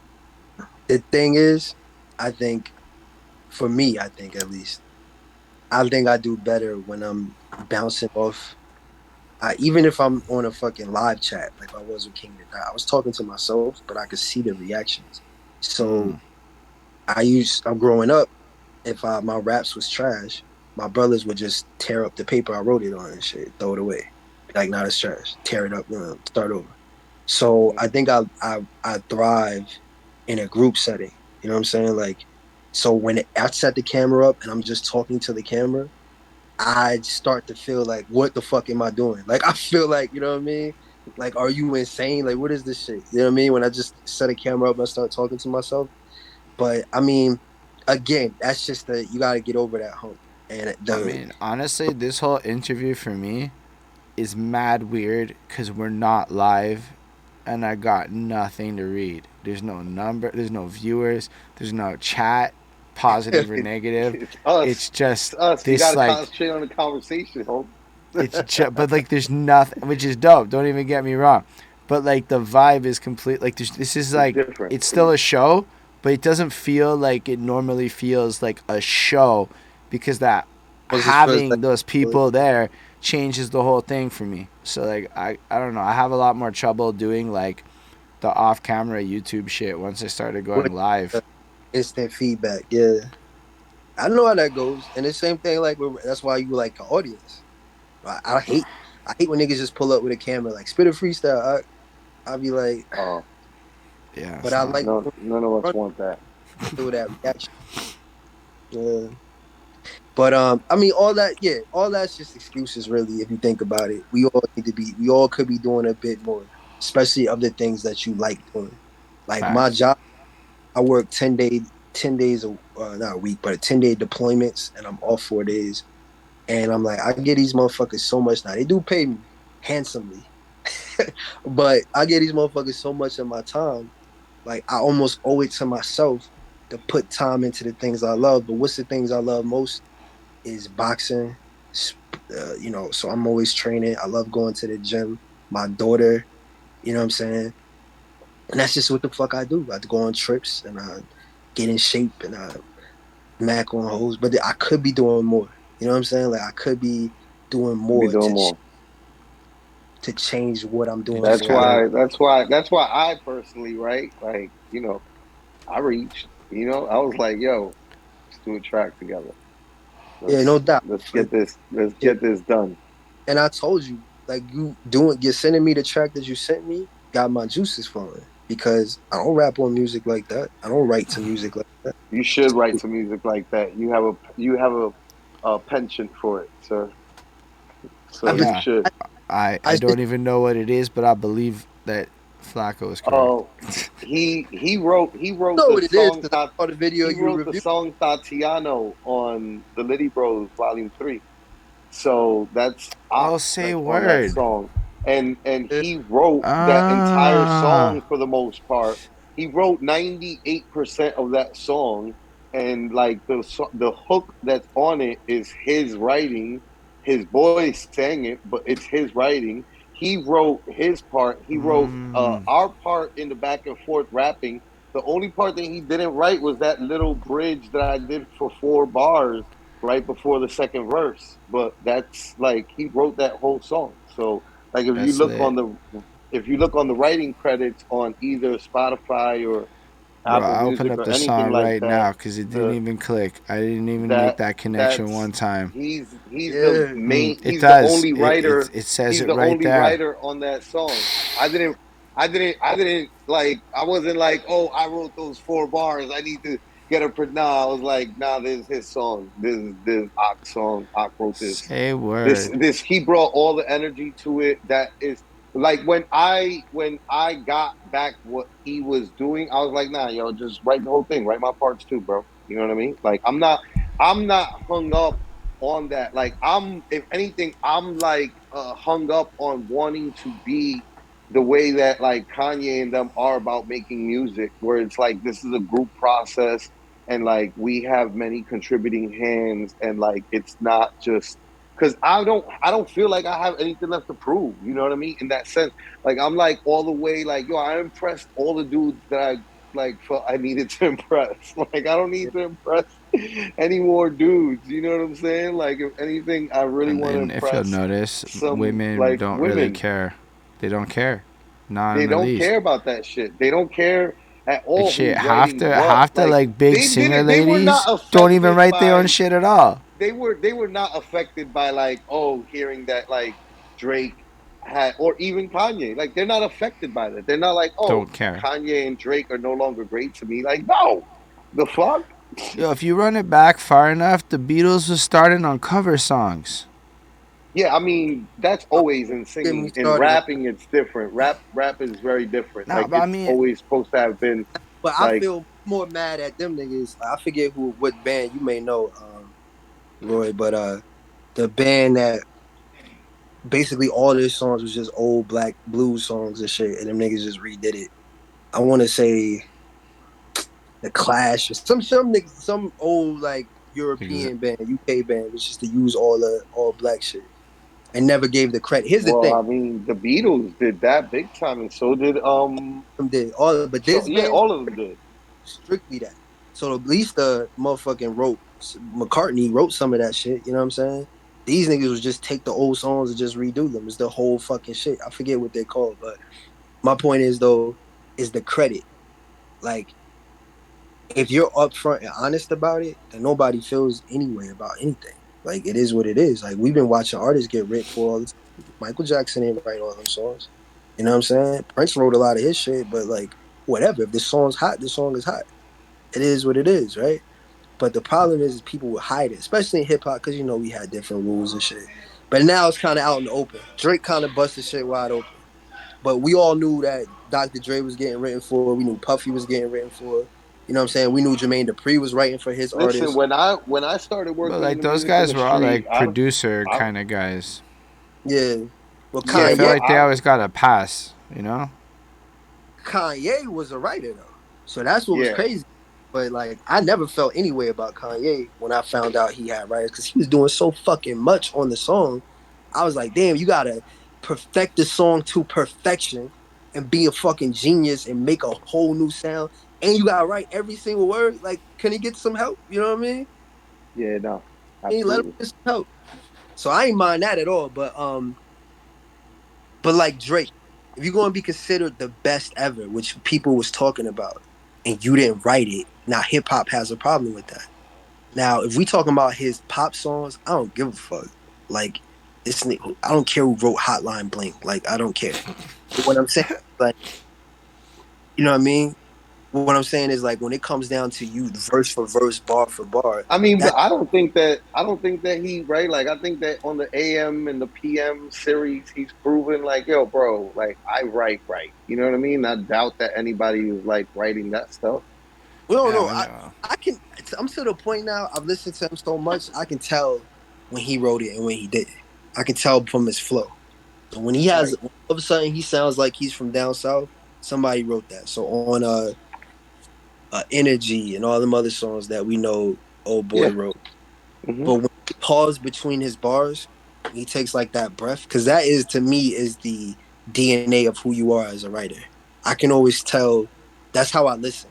Where your flow, where you pause to take your breaths, where you like Beanie Siegel, for example, he said it like it was some secret, but he used to punch in. Like you could hear it if you know music, you Yeah. could hear it Yeah. punch Yeah. in. Yeah. But Absolutely. he would say so many words, it's back and forth. You know what I'm saying? Like, and the words would go over each other that you knew he was punching. That was his Hmm. style, what he did. You could tell Biggie said it all in one breath, and that's Hmm. why because he did it all in one take or one breath or whatever like that. He had a lot of and it had a lot of pauses. You know what Hmm. I'm saying? Brooklyn basement, face it, not guilty. That's how I stay filthy. Also, he used to change like the what is it, the rhythm or something. He would change like the flow from each word. And it's just all that shit. Like I hear it. So with Drake, Hmm. when he goes, yeah, or he takes a long pause in between his sentences, you know he wrote that shit. When it's a constant flow, you kind of can see, all right, somebody might have helped him out with this or gave him an idea what the flow may be. Now, I'm not saying he necessarily needs that every single song, but it actually makes me feel better to know that he's ghostwritten for him.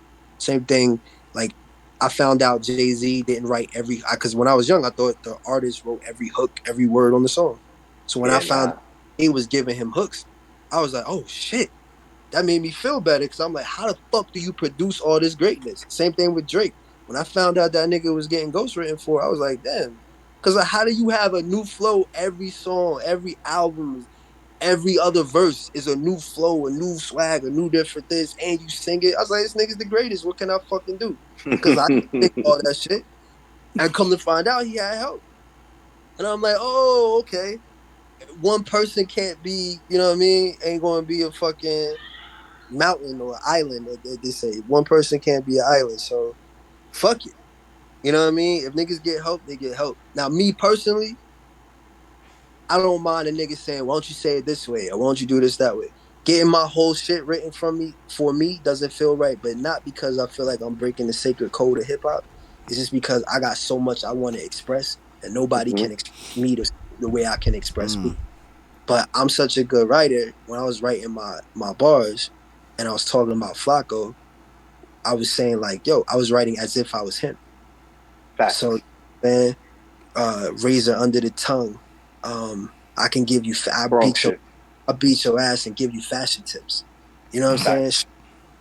And that's the kind of shit that I do. And I just wrote some niggas shit who do like that pop smoke music. I rap Hmm. it.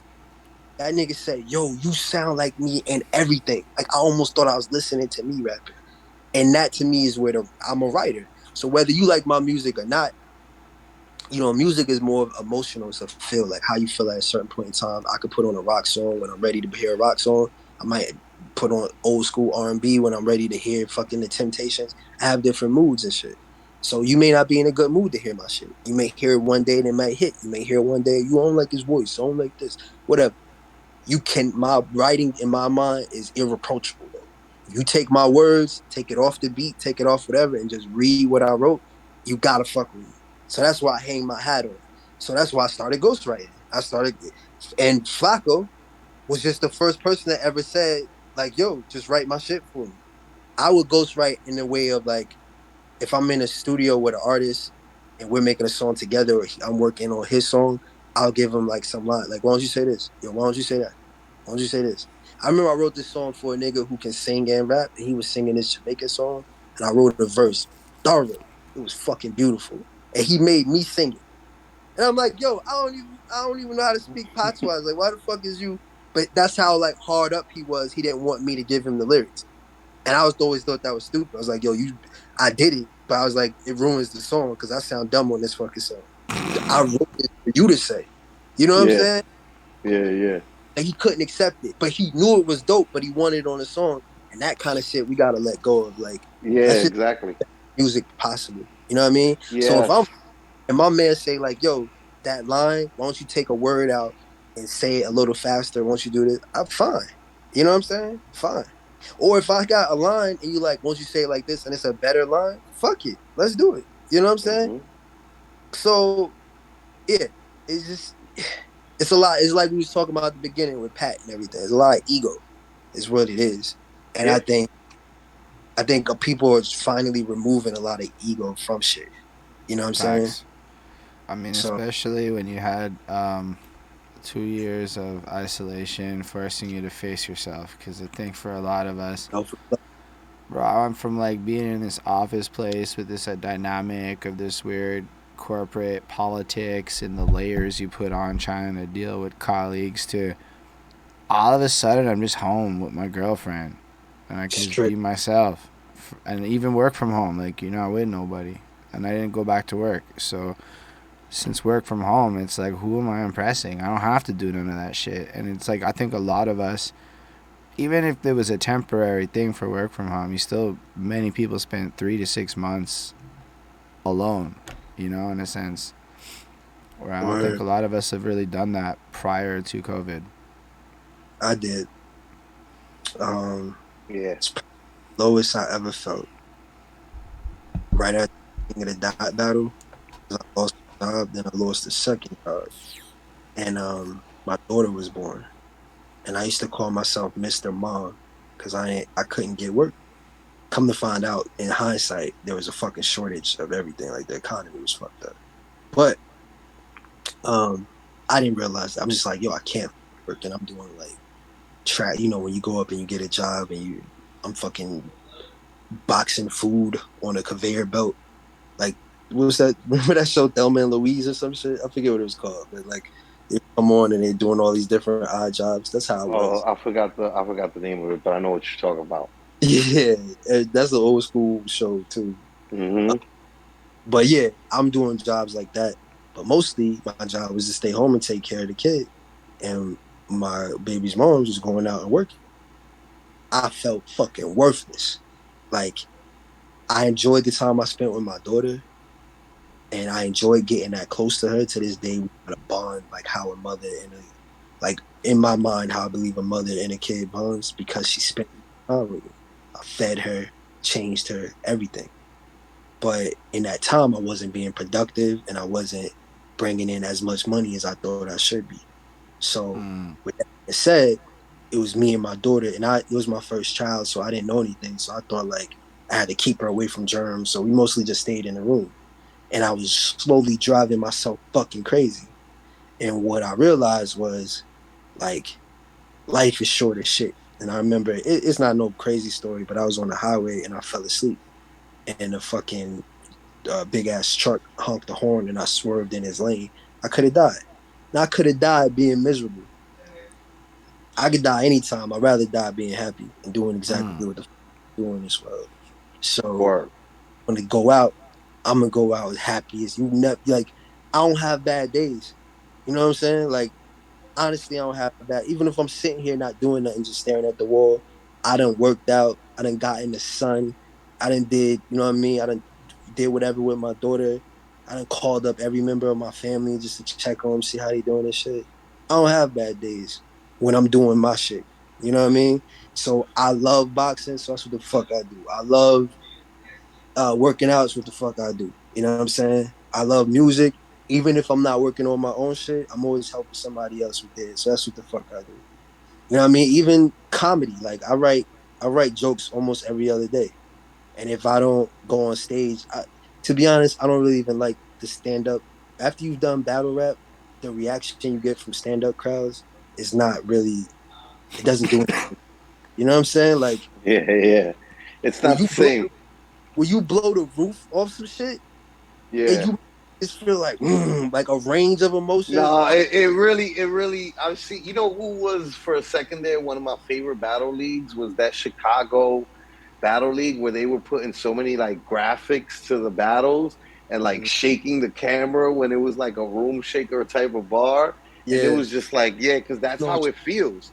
Like when it's a big fucking crowd and you yeah, really captivate everybody all at once, it feels like the room is fucking shaking. So that's why like Room Shakers made sense because it's like, yo, we all yeah. feel that energy. We all feel the vibe, you know? And y'all might see it a little bit in this interview or whatever, but like I have sent niggas on the floor laughing. Like I have niggas coming up to me years later telling me jokes. So my family, that's what we did. We clowned on each other. We cracked Believe jokes. it. Comedy is just like in my blood. You know what I'm saying? Martin basically raised me and shit. You all them niggas. So when I go up there, and the first time I was trash, but I still got laughs. But the second time I destroyed it. And I didn't feel nothing. Like I didn't it felt like just being at work cracking jokes or being in class cracking the class up. It didn't feel like anything. When I'm battle rapping, man, and like when I forget my line and I don't even know what I'm gonna say, and then I say some shit and the niggas throw their hats in the air, nigga.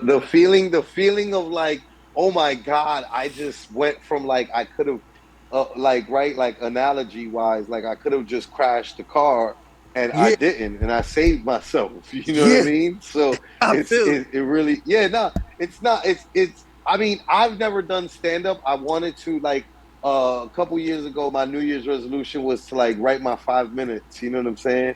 But I didn't get around to it. It was the one resolution of the year that I didn't get around to.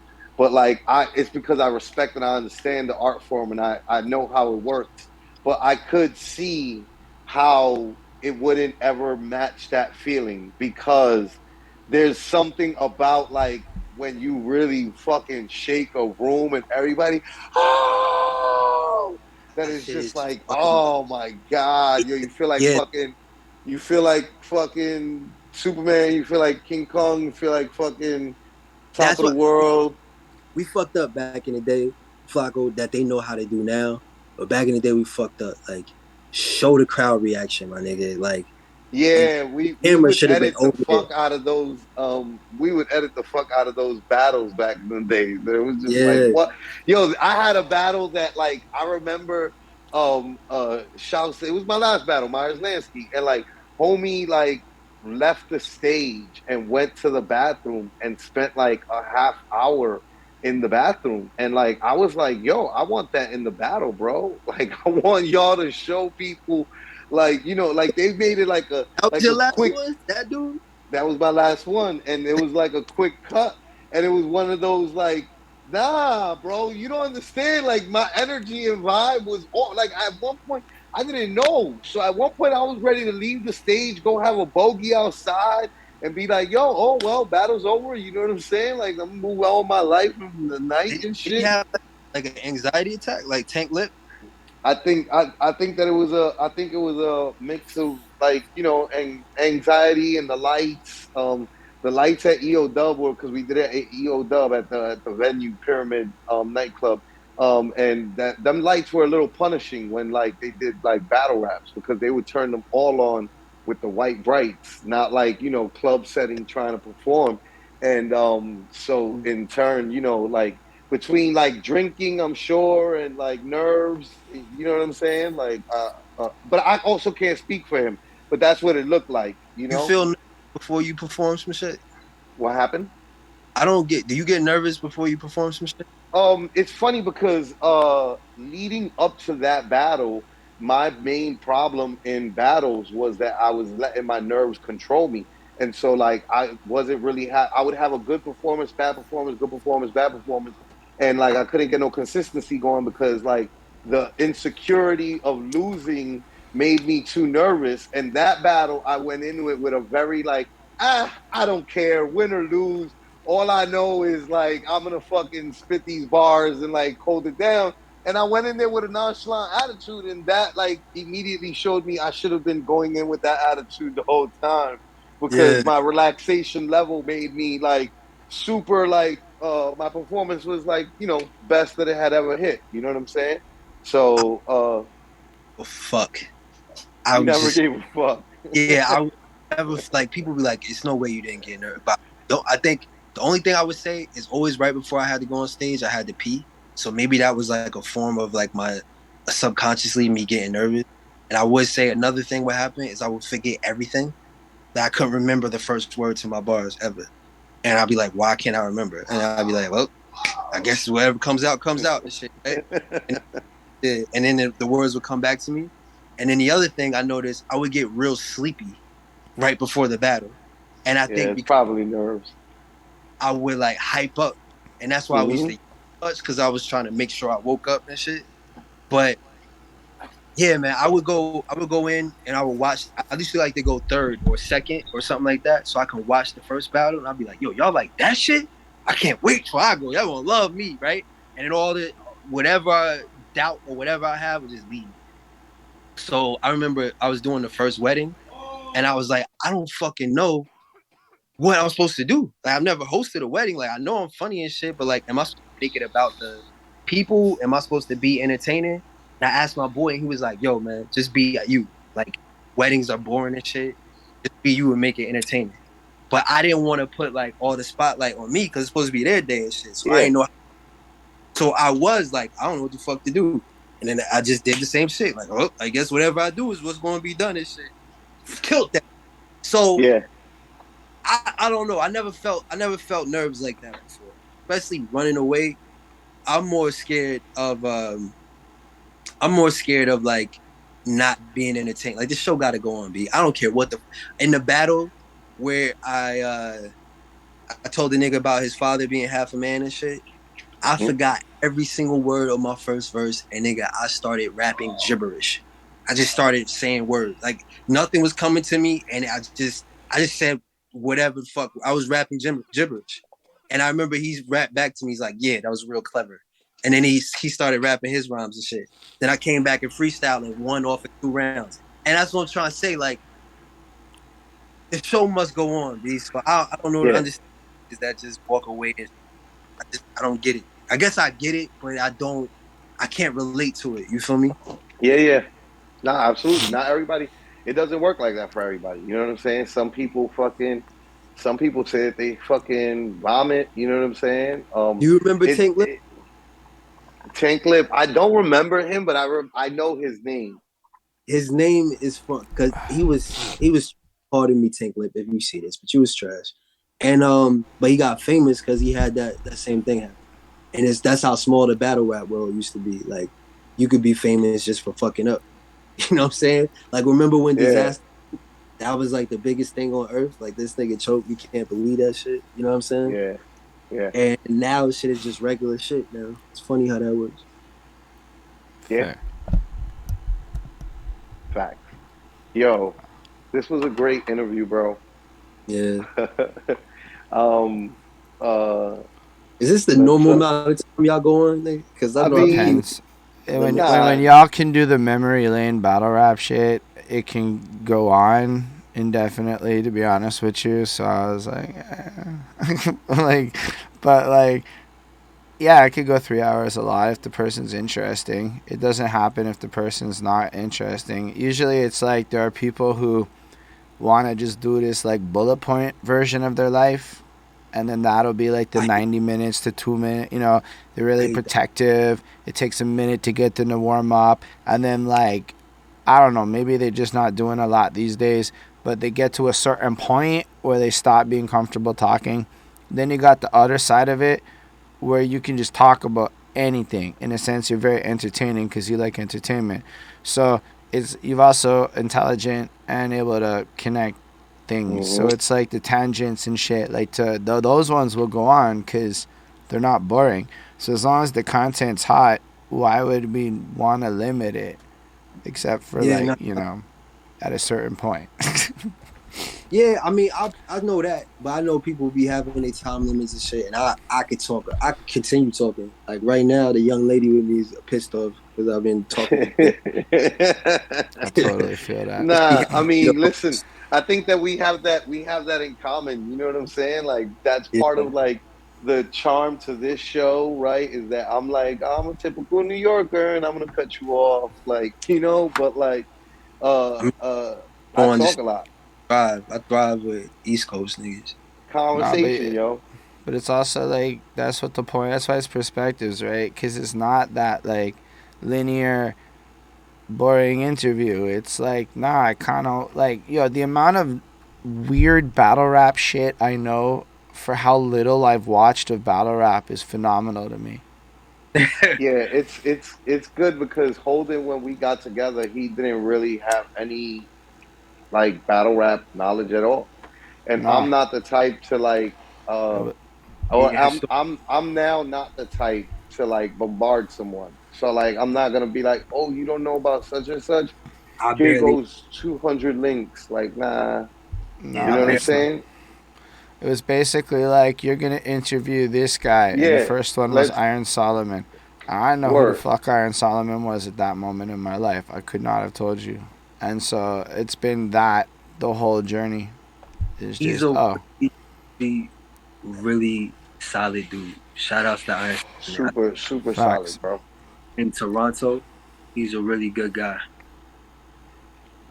But yeah, He that's is. just I could tell you, like, that's a personal friend of mine. We do business together. We we are like that's he's a solid guy, bro. There's not a lot of white people I'm a vouch for at the end of the day. You know what I'm saying? Like I would put my motherfucking life on the line. That man is like I'm always almost gonna be good. you speaking of which, I'm almost glad y'all just let me go off instead of asking me questions. Cause I'll end up usually direct will be right there to be like, nah, don't say that, nah, or if he's interviewing me, he'll stop me and say, don't say that one. So it was You almost know going, me, bro. You y'all know that me. questions, it would have brought out the real and shit. So, but No, I'm yeah, saying. I mean, listen. We got. I think that there was nothing that right. Like, Nah, like here's the other thing is Holden. Listen, Holden.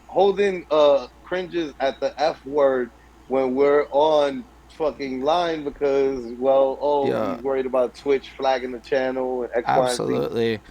I don't really give a fuck about nothing, bro. You know what I'm saying? I Like, I mean, come it's from not what as I come bad as from, it and was where I can't. you know, I mean, it's they're not like that sensitive, but like you get like, okay, I gotta make sure, because if you do have 10,000 people watching one day, all it takes is for like 10 of them to hit that report button and you fucked.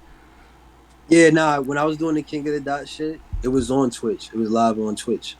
So they told us we couldn't say any homophobic slurs, but what was crazy to me because we yeah, could which say is crazy. all we wanted, You but say we a Yeah, couldn't lot. say. no, it's a lot of It, shit. listen, You could it's threaten about somebody's life.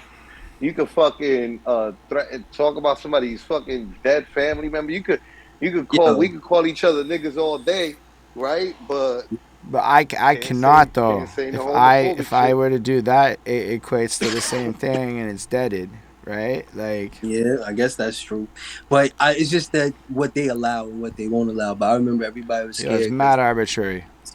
the rumor was that Dizaster was going to just because everybody be having secret problems. You know, Dizaster's pretty vocal about the issues he had with King of the Dot and shit. So they thought he was going to come on and just yell it at the beginning of his round and fuck up Yeah. everything. It was like begging him not to. But yeah, no. It's so funny because Disaster is such a fucking sweetheart.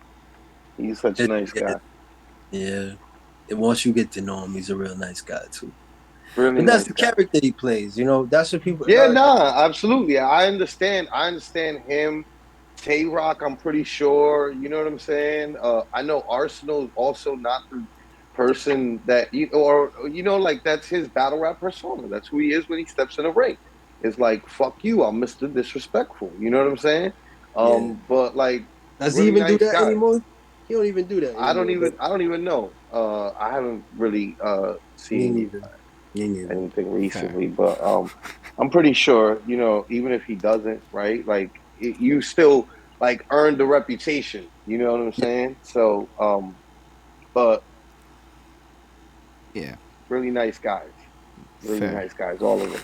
I understand the persona thing. I get it. It's all a gimmick. It's all a wrestling gimmick. Hmm. Yo, a Everything was lot to of me because I'm so into wrestling. They call it when it's like or used to be. I don't, I keep my ear to it, see what's going on, but I don't watch anymore. I'm too busy with the UFC. So they call it a gimmick, the thing that hooks you in, and when people think of you, what character do they think of? So that's your gimmick, right? Right. And like when you're running an angle or you're trying to get something over or like, get people to pay or care, you have a work, you're working.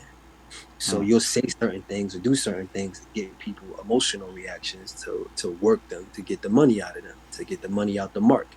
That's how wrestling looks at it. Like we play these characters, we do these things. We're working an angle to get the money out of the fucking marks, and the marks are the people who are watching. You see what I'm saying? Right. Battle rap is the same way. Politics is the same way. You know what I'm Same. saying? Like facts. it's all just the work for the most part. And then what happens is when something happens that's a shoot or that's real, you take that realness and you work it. You Right. know what I'm Hmm. saying? So you give them something they can believe in. So if a fight happens, oh, these two people hate each other, oh, this, that, and third. Let's work that into a battle. So now you got Hitman Holla versus um what's my man's name? Bill Collector, 3 years after they jumped him. And Hmm. now you're making money off that battle that came from a real life situation. And Yep. you just try to work real life situations until you can get money off of it. That's how I look at it. It's all the work. Everything is a fucking work. You know what I'm saying? Fair. I do. I, These I are big agree. facts. Big facts. These are big facts. But y'all's trying to end it. If y'all let me, y'all No, wait for me to end it. We'll be here listen. for an hour. Uh, yeah. I'm not Yeah, saying no. I fully want to end it, but your boy a little sick and tired. Look at him. And Nah, no doubt.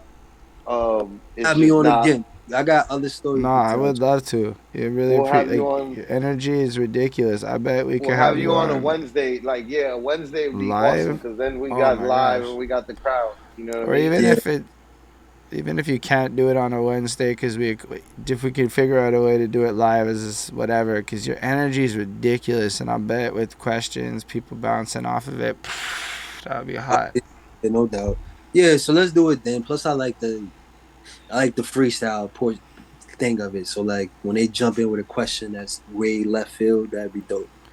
Um, and yeah, we could work out on Wednesday. It is what time y'all usually go on live on Wednesday? 7 p.m. 7 We p.m. could work it out. We could work it out. Just let me know. We could work it out. I'm usually working that day, but um, or every Wednesday I'm working, but I can finish up work early and then just play out the rest of the day. More. Fair. And then We do. we could be out with you in the world while you're shirtless in the world and shit. You Woo! know what I'm Tiny people appreciate that. No, Nah, but yo, good talking to you, Flacco. Always Yo, great it's talking to you, bro. well, we met. absolutely. We met for like 2 hours at a battle rap show, and I probably never seen you again after that. Maybe twice. Was it two different shows? Twice, I think, because I think Okay, that twice. the first time that we met was down in Florida when I battled Knowledge Medina. When Yeah, I did the Sally Soul Seashells by the seashore, the seashore. That was yeah, because Knowledge Medina had a lisp, so I was daring yeah. him to say it. Like, yo, bet you can't say this, motherfucker. But it's crazy how you can make uh, in the world a connection with somebody like that. And now what? yeah, 15 years nah. later, damn near, It here was we are. wait, we saw each other at the when you were doing the tournament when Bill Collector was Oh, in the word, tournament yeah, yeah, yeah, in yeah. The Jersey. King of the Dot tournament. Yeah, yeah. I brought the motherfucking champagne bottles and I left one of my champagne fucking I brought my fucking Moet chalices, my chalice cups, and I fucking left one of them shits there. I was wild tight when I got home. I was like, God damn it! Forgot my motherfucking Moet chalice cup. Shit. Yeah. Um Nah, definitely let's do it again. Thank you for being here. Thank you for giving us your time. Thank you for your friendship all these years. You know what I'm saying? Thank you for the song, right? Like that shit is beautiful. I still want to shoot visuals to it. I just got to get my ass down there. Say what? Because the visuals should be down there. It makes wild sense. And like uh, I definitely like have plans to get down there. So I just got to get down there. But thank you, bro. Thank you for everything. You know what I'm Yeah. saying? Thank you all. I'm as grateful as y'all are. Just the fact that y'all would consider me worthy of coming on. I appreciate it. Nah, this is a pretty memorably good episode. Like honestly, I've done a lot of these, so like the ones that are entertaining, where this deep in you're not bored, blessings, bro. Not to say that Yeah, people are because then we'll boring, get. but sometimes it's like, all right, I can't Yeah, wait. what you mean? Yeah, I Mm-hmm. know. Well, But there yo, we but go. I But we lived up also to. just got to make sure that we give a little special thanks to all the people watching this in the future. Word, And gang, gang. Thank you for being here. because they're going to be here. And also, shout out End of the Week for hosting this. You can find all the information at eodub.com, Yo, eodub.com. dub. And yeah, all their socials and stuff are there. I don't know if we're Yeah, plugging your socials. yeah. Yeah, Please, we're gonna. Aak_Samson. IG, I'm on there a lot. Aak AAK_SAMSON Samson. And you can follow me on Twitter too if you like. I'm not on there as much, but the Aak baby. If something's on there happening that's worth me coming on, I'll get on there. And Fair. yeah. And RIP Pat Stay, RIP PH, RIP everybody R.I.P. involved. RIP. And yeah, R.I.P. thank you so much for being here and doing this with us, and live long and prosper, everyone. Try my best. Y'all be easy.